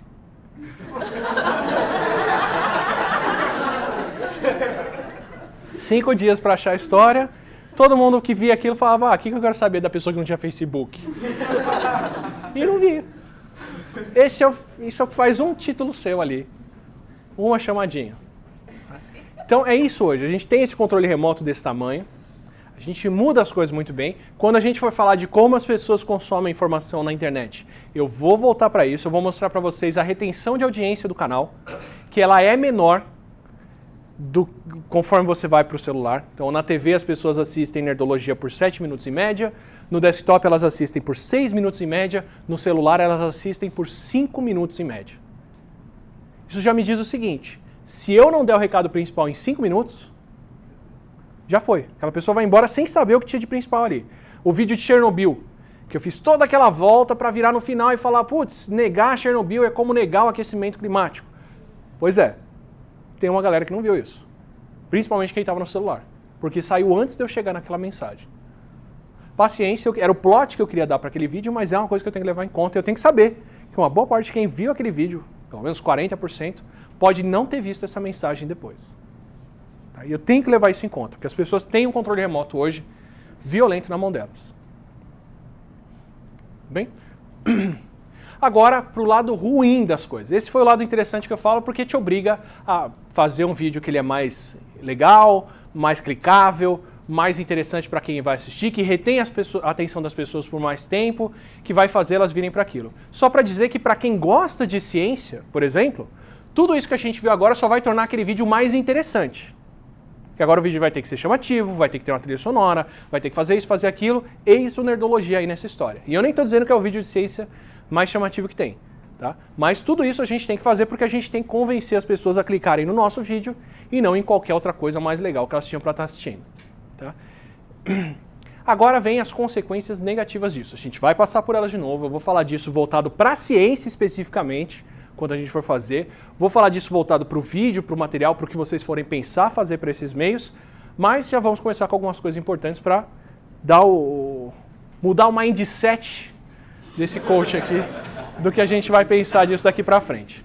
O que vem de ruim com essas coisas? Bom, um dos maiores pontos é o que a gente estava conversando sobre o rádio das pessoas. Esse experimento aqui é um experimento muito legal. Fizeram ainda na década de 70, 60. Eles colocaram um rádio num consultório médico e parecia um rádio que as pessoas podiam trocar rádio, mas na verdade era um toca-fita. Ele estava tocando uma gravação ali atrás. E era uma gravação feita para simular a rádio dessintonizada.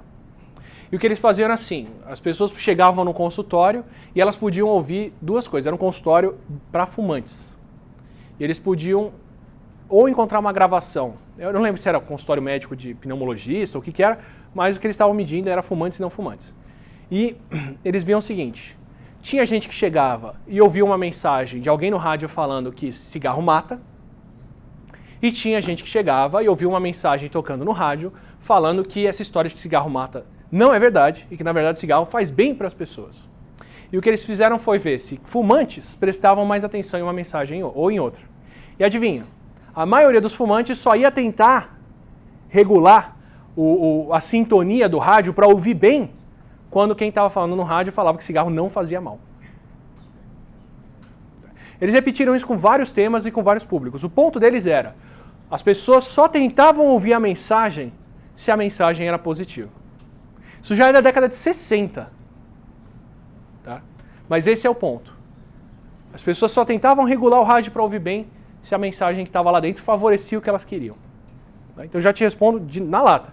É exatamente isso. Você só consegue falar, ou melhor, é muito mais fácil falar para as pessoas o que elas querem ouvir. E quando elas escolhem o que elas vão ouvir, quando é o dedo delas que avança para o próximo vídeo e que vai deixar elas ouvirem a coisa, é justamente isso. Ah, parece que a gente vive numa bolha em que as pessoas só ouvem o que elas querem. Sim, e elas ativamente vão ouvir só o que elas querem. Não precisa nem a rede social só apresentar o que elas querem para elas. Elas naturalmente vão fazer isso. E se a rede social quiser manter a atenção dessas pessoas lá dentro, é melhor só servir para elas o que elas querem ouvir, porque senão elas vão embora da rede. E para o YouTube é muito pior você sair do YouTube do que você ver um vídeo de um conteúdo que não é legal. Então, o ponto é você ficar. Hoje eles estão preocupados com o bem-estar, hoje várias vezes estão preocupados com isso, mas num primeiro momento, o importante é você ficar lá dentro. Depois a gente para ver se você está ficando por um bom ou um mau motivo. E como é que você garante que as pessoas vão ficar? Você manda a mensagem que elas querem ouvir. Então se eu quiser traumatizar o Brasil da carreta furacão, eu vou ter que começar com a comunidade de pessoas que odeiam palhaços. Aí você já tem um público bom ali para começar a semear essa teoria da conspiração.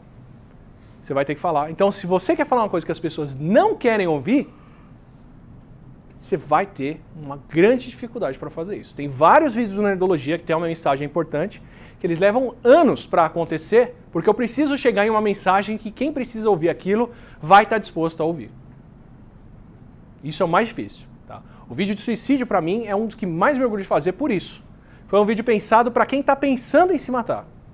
Para quem está pensando em suicídio. Então, como eu vou fazer para essa pessoa me ouvir até o fim? Como eu vou ser empático com ela, especialmente porque tem uma consequência direta aí do que eu estou falando para essa pessoa. Tá? Mas esse é só o caso mais extremo para falar disso. Mas todo vídeo meu, se ele vai falar uma coisa que as pessoas não estão dispostas a ouvir, eu preciso chegar numa mensagem dessa. Por exemplo, quem não acredita que o mundo está esquentando tende a ser quem questiona práticas russas, soviéticas, comunistas ou o que for. Então, como que eu faço para essa pessoa me ouvir? Eu aponto para ela que ela questionar isso é a mesma coisa que a galera na União Soviética questionando aquela realidade. É o que eu espero que deixe essa pessoa mais disposta a ouvir o que eu vou falar. Então, olha como esses soviéticos eram patéticos, como os caras questionavam a realidade, como o governo não deixava as pessoas falarem que Chernobyl tinha explodido. Pois bem, é a mesma coisa se você não quiser ouvir que o mundo está esquentando. Mas eu primeiro tive que dar tudo que a pessoa queria ouvir para depois chegar no ponto onde ela vai fechar o vídeo pé da vida comigo, porque eu falei essa outra coisa. Porque não necessariamente eu vou convencer ela também. Mas esse é o ponto. A TV faz o pacote completo. O rádio faz o pacote completo. O jornal faz o pacote completo. Você comprou uma revista Veja, ela pode ter o viés que você quiser, mas ela tem uma seção de ciência ali dentro. Você parou para ver o Fantástico, ele pode falar dos absurdos que você achar, mas ele vai ter um segmento de ciência ali dentro. Você parou para ouvir rádio, pode ter um monte de coisa mesmo, mas eles vão ter alguém falando coisa séria ali dentro. Porque é parte do pacote do broadcast fazer isso. Para manter a reputação, para manter a relevância, eles também têm que falar de assuntos sérios. Na internet, se você só quiser consumir vídeo de pet shop coreano tosando cachorrinhos fofos, tamo junto? Você só vai assistir isso. Nada obriga o canal de pet shop coreano com aquele cachorro fofo demais a botar qualquer coisa de ciência ali dentro. Nada obriga o Cid a colocar ciência no Não Salvo. Nada obriga o Lucas Neto a fazer um canal de ciência. Se ele quiser ser relevante, ele vai tentar colocar esse tipo de assunto lá dentro. Muita gente hoje, em mídias sociais, busca relevância falando de conteúdo científico. É meio que ou o jaleco ou o terno, né? Ou o smoking. Você quer parecer serião? Quer parecer uma coisa legal? Põe-se esse ali dentro que dá o tom de seriedade na mesma hora. E a gente reconhece isso e vai atrás disso. Isso é para quem quer reputação. Para quem não quer reputação e quer audiência, você não está obrigado a pôr ciência ali dentro. Então, se eu queria aparecer na TV, se eu queria aparecer no jornal, se eu queria aparecer na revista, era bom fazer um bom trabalho, procurar as pessoas e se elas querem reputação, elas vão me dar voz. Na internet, onde as pessoas escolhem o que elas assistem, ninguém me garante que eu vou ter essa voz. Nada me garante que vão me ouvir. Então depende da gente ativamente pensar em como falar com essas pessoas. Eu não tenho na internet esse privilégio aqui de ter pessoas que estão obrigadas a estarem sentadas me ouvindo aqui, que se saírem vão tomar um pau ali fora, e estão com a atenção não dividida aqui na minha frente. Na internet as pessoas trocam de vídeo com um dedo. E elas não vão te ouvir se você não for muito legal para falar com elas. Tá? Então aviso desde já. Pensar em vídeo de divulgação para mídias sociais, se você quer ter um alcance, te obriga a pensar muito mais como um publicitário do que como um cientista. O lado bom disso é que a parte do cientista a gente já sabe. Você não tem que fazer esforço para garantir isso. O que você vai ter que fazer esforço para aprender é a parte do publicitário. É como é que você vai chegar com isso. E eu não estou falando que eu sei fazer isso, tá? Quem está falando com vocês é um cara que faz um review acadêmico a cada vídeo no YouTube. Eu ainda faço a mesma coisa que eu fazia no doutorado, que é buscar informação em paper, é organizar isso num caderno, é anotar no papel, depois passar isso para o vídeo. Mas eu sou obrigado a pelo menos ter alguma empatia para pensar em como as pessoas vão me consumir ali dentro. Se eu não fizer isso, eu vou falar com quem já queria me ouvir, com quem já ia sintonizar o rádio para ouvir essa mensagem. Esse acho que é o maior ponto todo do curso todo aqui. É essa seletividade, por causa disso tudo que a gente já viu até aqui, né? Do controle remoto, da faixa etária, da escolha das pessoas, do acesso ser muito mais horizontal do que vertical e todo o resto. Acho que a maior mensagem que eu posso passar hoje é essa aqui. As pessoas escolhem o que elas veem na internet e elas escolhem ver o que elas querem, o que elas gostam. O outro ponto essa é uma consequência muito negativa da coisa, é que a relação que a gente tem na internet é uma relação muito mais pessoal. Eu só vou resgatar uma viuvice minha aqui. O Google matou o Google Reader, que era o melhor serviço de leitura que tinha. Até hoje sou magoado com isso. Conheci pessoas muito legais no Google Reader. E o Reader e essas ferramentas, elas deixaram de ser interessantes na internet porque elas eram ferramentas horizontais. Porque se você assinou um site, você lê tudo que aquele site publica e acabou. Não tem filtragem, não tem nada. Para as redes sociais é muito mais interessante se você tiver uma relação pessoal com quem está ali dentro. Pessoal com quem está falando, com quem está consumindo e curada para você gostar daquilo, para você acompanhar aquilo.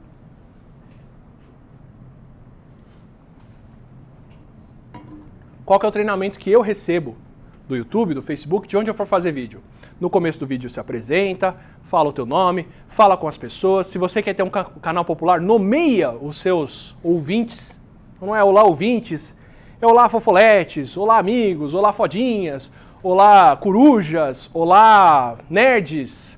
O que você quiser. Cria uma relação pessoal com quem te assiste. Porque quem te assiste vai te acompanhar em outros lugares. Porque se as pessoas gostam do Nerdologia, elas vêm fazer uma disciplina com você na Unicamp. Obrigado para todo mundo aqui. Mas é exatamente isso. Quem veio aqui e conhecia o meu nome, não veio aqui porque era um professor. Vocês vieram aqui porque vocês acompanham o que eu faço. Acham legal, gostam ou não, vieram para xingar. Obrigado quem não xingou ainda. Mas a gente tem uma outra relação. Né? Quando vocês vêm tirar uma foto ou falar alguma coisa comigo, vocês não estão pegando um estranho. Vocês estão pegando alguém que vocês acompanham há bastante tempo e que para vocês é legal por algum motivo. Isso é ótimo para quem quer dar a balinha da ciência, que sou eu. Para mim é a melhor coisa, a gente rompeu a barreira. Antigamente eu só conseguia pegar as pessoas espontaneamente quando eu ia dar aula e alguém chegava e falava: ô professor, o que é esse negócio que eu pisei aqui na rua? Era só aí que alguém estava aberto para ouvir falar de biologia. Sabe? No Twitter começou um pouquinho mais, quando alguém virava e falava: que bicho foi esse que cagou na minha varanda aqui? E aí dava pra falar, juro, e o Mala identificou aquele cocô como cocô de pato que estava migrando naquela rota, naquela época, fantástico. Mas era difícil de conseguir essa curiosidade das pessoas. Hoje, com o canal, tem uma cumplicidade. O Nerdologia, por exemplo, ele tem uma audiência básica que gosta do canal, gosta do que eu faço e vai assistir qualquer vídeo que entrar no ar. E eu dependo disso para romper certas barreiras. Nem sempre as pessoas estão dispostas a ouvir falar de tudo. Tem coisas que eu acho que são legais, tem coisas que eu sei que são interessantes para as pessoas, mas o caminho para chegar naquilo ali é mais longo. Se eu vou explicar um conteúdo como física, especialmente conteúdos de exatas, que dependem de matemática, vocês têm uma barreira gigante para as pessoas romperem aí para fazer isso. Tá? O maior sinal para mim que tem disso é quando tem um vídeo, principalmente vídeos de física no canal. Eu já estou jogando problema para vocês, ó, sinto muito. Você chega nos comentários, tem um monte de gente falando: não entendi, não entendi, não entendi, não entendi. Primeiro, foi uma incompetência minha de não explicar aquilo bem o suficiente para as pessoas entenderem. E tem coisa do demo que não tem como explicar, tipo spin,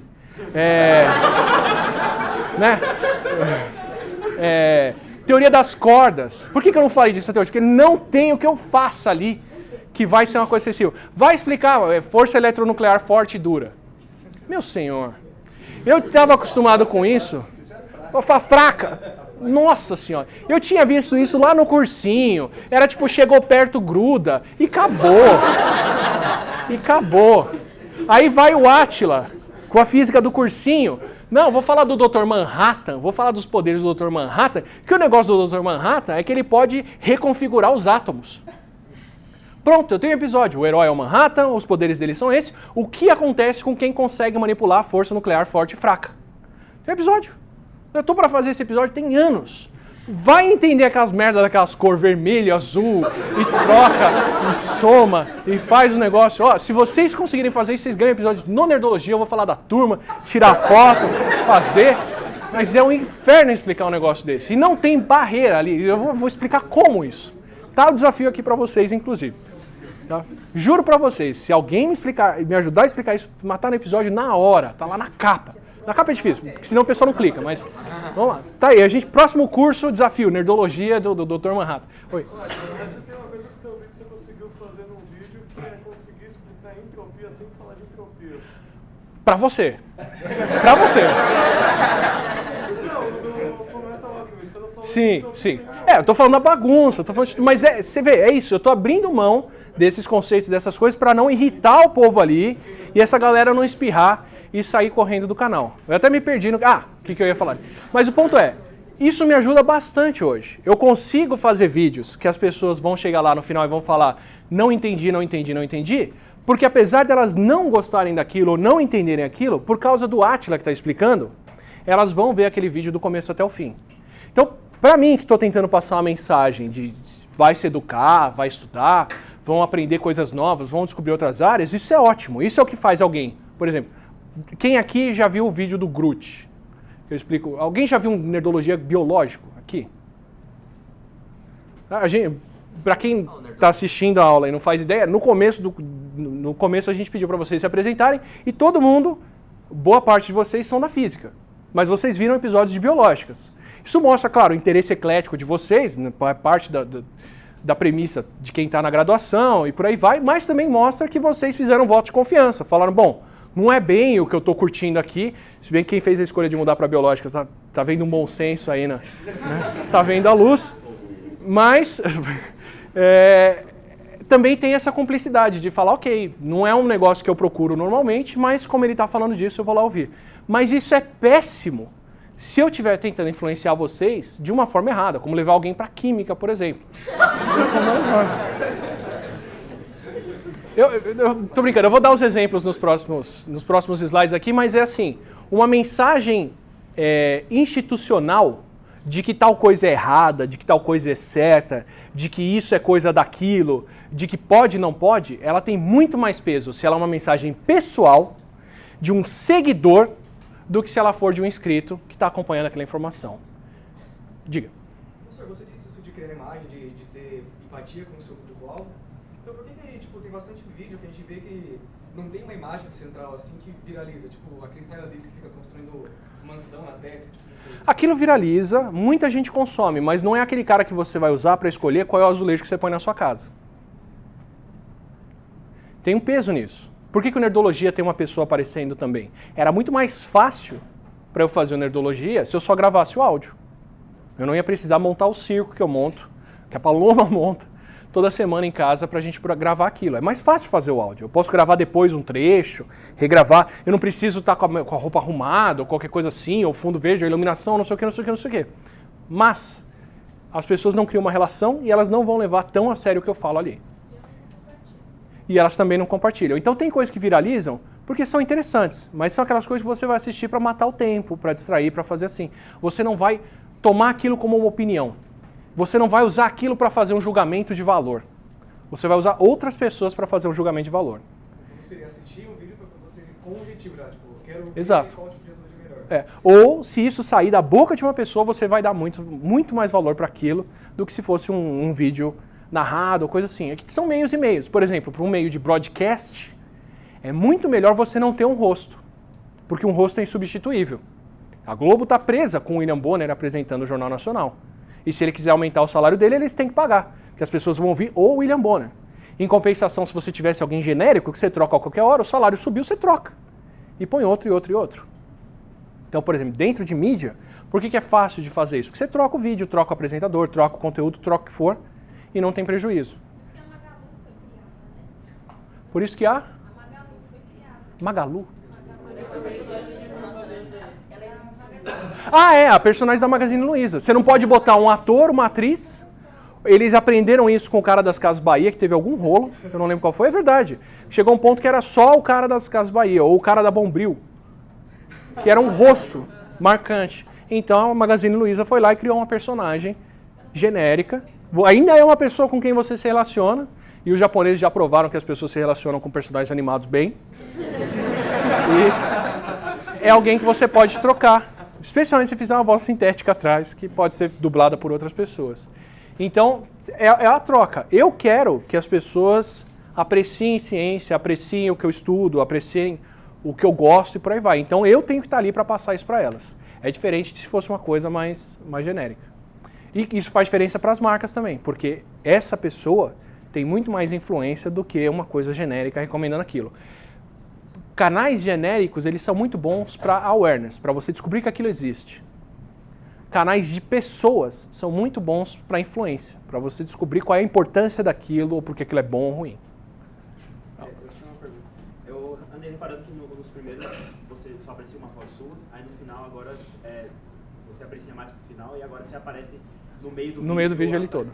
Então quando você aparece para dar uma mensagem é porque você quer realmente que a pessoa entenda Exato, aquela mensagem. Exato. O vídeo de suicídio foi um vídeo que a Paloma virou pro pessoal da edição e falou: nesse momento aqui coloca o Átila mais de perto, nesse momento aqui não pode mexer onde ele está, nesse momento aqui tem que ser mais um close, nesse momento aqui isso, aquilo, porque é justamente isso, para criar uma empatia. Tá? É por isso que em qualquer momento tenso ou coisa assim de filme, ou de vídeo, de série, você sai do grande e vai para a cara da pessoa, vai para o que ela pegou, vai para o negócio. A gente vai ver isso, vai analisar alguns vídeos para ver as coisas, mas sim.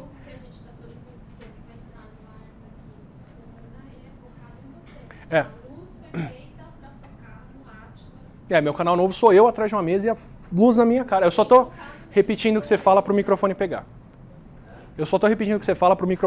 Mas... Vocês vão ver, porque a gente vai fazer isso na próxima aula. Boa. A gente vai trazer ao longo das aulas para mostrar que é uma coisa intencional. Justamente por isso, para ser uma coisa mais pessoal. Até porque os assuntos que eu vou tratar são assuntos mais pessoais. A tendência é seguir no Nerdologia com cultura pop, para chegar num público novo, e no meu canal falar de coisas que eu acho mais importantes ou que tem mais consequência e que a mensagem que eu quero passar, as pessoas têm que levar aquilo mais a sério. Então, por exemplo, um vídeo que a gente está fazendo é sobre meritocracia e sobre qual é a chance de transição social de uma pessoa. Por que é mais difícil para alguém que vem de uma condição muito pior melhorar minimamente daquilo do que para alguém que já tem uma vida boa melhorar muito. E é um tema que toca a vida de todo mundo. Se eu fizer isso com uma apresentação de PowerPoint, isso tem um alcance. Se eu fizer isso contando uma coisa minha, falando com as pessoas, dando um relato, um exemplo, alguma coisa, tem um outro efeito bem diferente. A gente vai falar disso várias vezes por aqui. Diga. Tipo assim, o que você falou, por exemplo, você ter uma pessoa no vídeo ali, tipo, gera uma relação com o público diferente. Por exemplo, o canal Minuto Psíquico, que ele é inteiro no desenho. Sim. Tipo, como que ele faz essa relação? Ele não faz. E é uma coisa que ele tem que saber que está acontecendo. Ele vai ter uma relação com o público vai gostar do que ele fala, mas é uma relação diferente do, por exemplo, o Drauzio Varela falando de uma coisa na TV. As pessoas encaram o Drauzio Varela de uma outra forma. Eu gosto muito do Bickman, mas se o Paul Zalum, que é o ator que faz o Bickman, vier falar alguma coisa sobre ciência, eu primeiro vou ver qual que é a formação dele.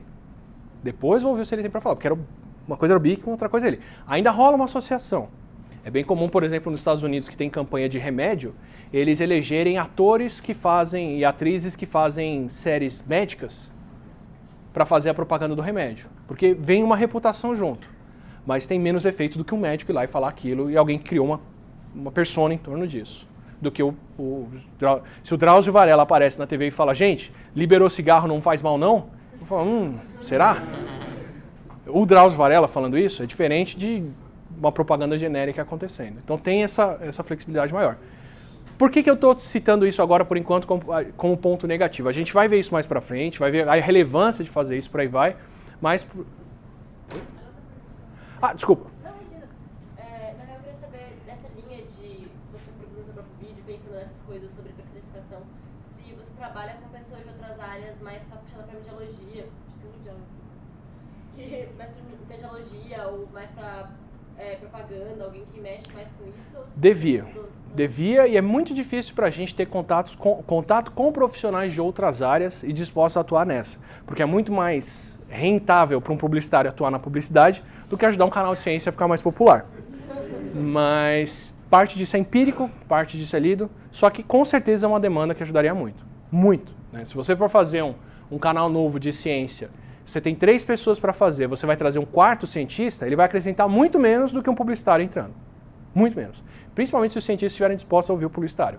Mas tem esse ponto. Tá, por que eu quero citar isso como um fenômeno negativo por enquanto? Depois a gente vai ver como usar isso de maneira positiva para o que a gente faz. Mas o ponto que eu queria trazer é a responsabilidade que está em volta disso na internet. Eu vou descer um pouquinho no buraco na toca de coelho aqui em relação a isso. Esse daqui foi a primeira vez que eu vou usar um caso meu para criar empatia de vocês agora, para poder mostrar como isso acontece. Esse daqui foi o primeiro rolo que eu fui ter com publicidade na internet, que foi quando a rede americana de blogs de ciência, o Science Blogs de fora, criou dentro da rede de blogs de ciência um blog sobre nutrição que era financiado pela indústria alimentícia. E o ponto deles foi, A gente ficou, o ponto de todos os outros blogueiros que estavam lá dentro, a gente ficou 5 anos escrevendo aqui dentro, construindo a reputação desse meio, mostrando para as pessoas que o que quer falar daqui é ciência, e agora você vai trazer alguém que vai querer convencer as pessoas a consumir algo, com um conflito de interesse enorme por trás disso. Então o blog nem tinha ido ao ar, eles nem viram o que a galera foi escrever. Mas já estavam de orelha em pé, por quê?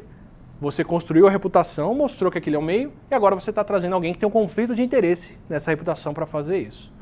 Foi a primeira vez que eu fui ter contato com um negócio desse. Só que aqui ainda é uma empresa. Qual que é o problema de pessoas fazerem redes sociais e terem uma relação pessoal com quem assiste ou com quem acompanha? É que pessoas são muito mais fáceis de manipular e saturar do que empresas. O que eu quero dizer com isso? Isso aqui é uma tabela que a Veja dava como... Eu peguei moda porque é uma coisa que eu acho mais inócua do que ciência, no sentido de consequência boa e ruim para quem usa aquilo. Então eu peguei um assunto neutro aqui para vocês extrapolarem para o assunto mais sério que vocês quiserem. Mas isso aqui é o quanto blogueiras fashion ganhavam para fazer as coisas delas. Citação no blog, R$3.500, uma citação cara para uma marca. Post no blog, 4 a 20 mil reais. Publicação de foto no Instagram, 5 mil reais. Só que hoje já pode estar em 50 mil, dependendo do alcance da pessoa, tá? Tranquilamente. Estou falando do valor de mercado aberto, que se paga, que se custa. Aparição em vídeo, 2 a 10 mil reais. Sei lá quanto que isso custa hoje em dia. Aparição em eventos, 4 a 11 mil reais. Vou pegar um caso mais extremo aí. Um post no blog por 20 mil reais. Vocês acham 20 mil reais muito dinheiro para se ganhar? Para se ganhar, para você ganhar, para fazer um texto na internet? É muito. Você vai ganhar 20 mil para escrever um texto de 2 parágrafos, botar uma foto ali e falar... Não estou nem dizendo que é para falar bem ou mal, ok? Você não está vendendo a sua opinião. Você está fazendo uma propaganda que contrataram, você vai deixar claro que isso é uma propaganda lá dentro, está tudo dentro do ético, é um negócio que você curte, você está falando que você curte, é um negócio que você não curte, você só está mostrando que existe. Não estou pondo conflito nenhum por trás disso. 20 mil reais para você escrever 2 parágrafos e colocar no seu site é muito? Pois então, para colocar uma propaganda numa revista, uma página, é muito mais do que isso. 40, 50, 100 mil reais, dependendo da revista. Para colocar isso na TV, é na casa de centenas de milhares, se não milhões. É muito mais caro. Então, para alguém, uma propaganda, ser o patrocinador do Brasileirão, é na casa de bilhão que se custa para o patrocínio. Tá? Então, 20 mil reais é troco de pinga para o mercado publicitário. É muito dinheiro para qualquer um aqui, eu estou felizaço com isso. Nossa, 20 reais eu já estava pensando, tá tudo dentro do ético, a gente conversa. Mas 20 mil é muito dinheiro para uma pessoa, para uma mídia, não é nada. Não é nada. O que eu quero dizer com isso? Eu quero dizer que esse mercado é muito mais fácil de saturar. Eu não consigo chegar no Faustão e falar, Faustão, você vai recomendar isso aqui no seu programa por 20 mil reais. De jeito nenhum ele vai fazer isso. Vai custar muito mais. Muito mais ainda se eu quiser que ele fale bem de um negócio que ele não concorda. Como que eu faço para mentir numa revista? Você não consegue. Sei lá, pode ser o caso, talvez, revista tal, não sei o quê, compraram a editora inteira com 700 milhões e a editora vai fazer uma campanha pró-antigoverno, ou isso ou aquilo. Beleza, mas você precisa de alguma coisa nessa casa, de bilhão, para pegar uma mídia inteira e converter ela para falar alguma coisa. Para pegar uma blogueira, para pegar um blogueiro, para pegar um youtuber desavisado e convencer ele a mentir, você precisa de dezenas de milhares. Então, com 1 milhão que você ia gastar na TV, você pega 200, 20, 50 na internet e põe eles para falar isso. E o que a TV tem de influência nas pessoas é muito menor do que uma pessoa tem na internet. Tá? Se vocês acham que as pessoas gostavam de fofoca da Xuxa, Ana Maria Braga, quem aqui sabe da vida da Ana Maria Braga? X, né? Ela aparece lá de manhã, faz as coisas dela, mas beleza.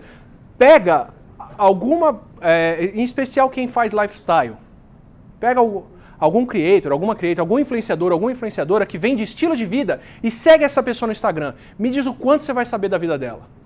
Aquele tracejado de stories, que é o dia inteiro, acordei, tô escovando os dentes, meu cachorro, minha filha, minha praia, meu tênis, meu batom, tudo. Você sabe a vida da pessoa o tempo todo. Essa pessoa fala com você muito mais do que a Ana Maria Braga. Só que ela custa muito menos do que a Ana Maria Braga se você tiver intenções erradas para fazer aquilo. Então, legal, eu estou falando como uma pessoa que que faz uso dessa influência para falar de conteúdos que as pessoas não querem saber, mas eu já estou te avisando. É muito mais fácil de manipular esse tipo de conteúdo. É muito mais barato você fazer isso. E a gente vai ver isso.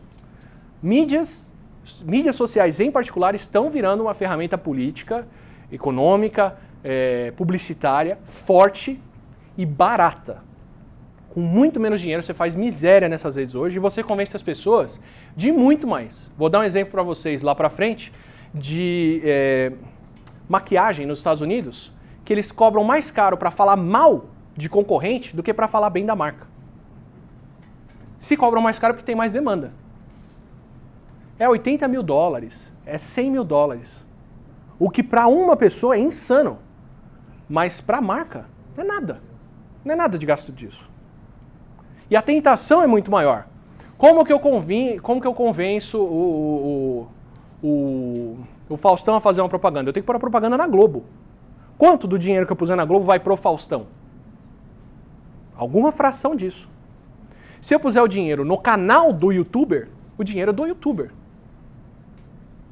Vai tudo para a conta dele. Se eu puser 20 mil para essa pessoa, vai os 20 mil para essas pessoas, sei lá, pode ter uma comissão de outro aqui ou ali, mas o grosso vai para ela. Então é muito mais fácil de eu mudar a vida dessa pessoa com muito menos valor.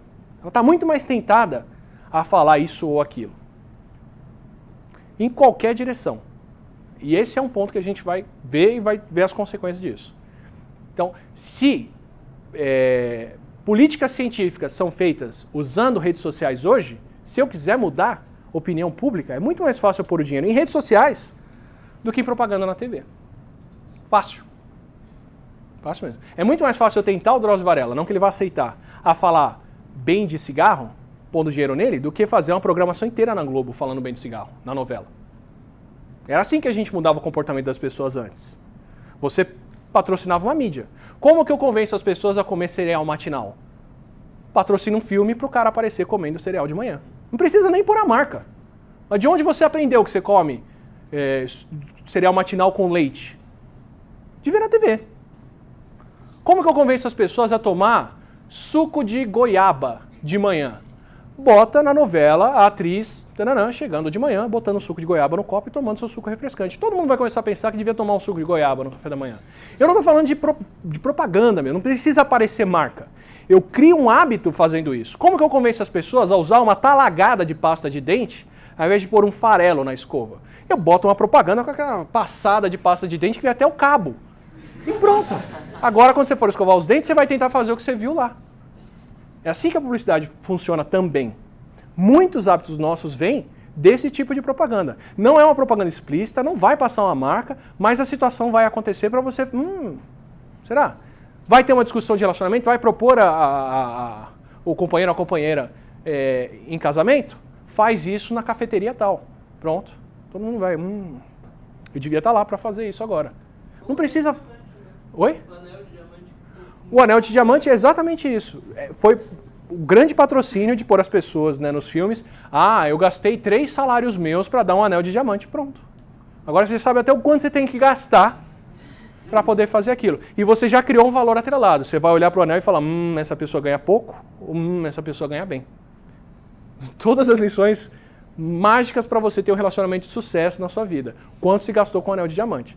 Mas funciona porque você botou essa propaganda para as pessoas criarem esse novo hábito. Hoje, você não precisa patrocinar um filme. Você põe um influenciador, uma influenciadora fazendo aquilo. Com muito menos. Então tenham isso em mente também. É um meio muito mais barato de ter uma influência muito mais forte. Você nunca mais vai ter uma TV falando com 60% das pessoas no país. Mas 6% delas você influencia por muito menos. Muito menos. Isso também eu tava pensando assim, tipo, a partir dos canais que eu sigo, assim.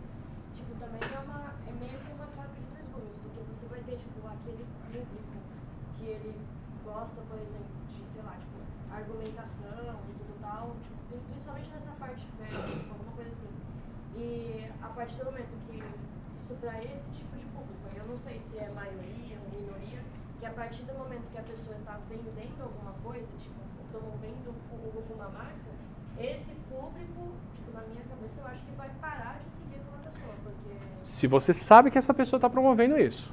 Sim. Se ela casualmente sentou num sofá da marca tal, colocou uma revista da coisa tal do lado dela, fumou um cigarro da marca tal e falou outra coisa, e fez uma propaganda de pizza, você está achando que a propaganda é da pizza. Mas não necessariamente foi isso. O cigarro eletrônico de um americano, ele é assim, ele é uma propaganda discreta. Nunca se falou do Juul de verdade. Ele apareceu em cartazes com casais jovens, com o Juul aparecendo uma das pessoas, principalmente mulheres, segurando ele. Ele nunca foi declaradamente mostrado. E claro, as pessoas se queimam, fazem isso de um pior jeito, mas quanto mais... Sim, sim. O grande ponto, na verdade, não é nem como isso acontece, ou porque acontece, pensando no curso aqui. O maior ponto pra gente é o quão fácil é fazer isso e aproveitar essa influência para os dois lados.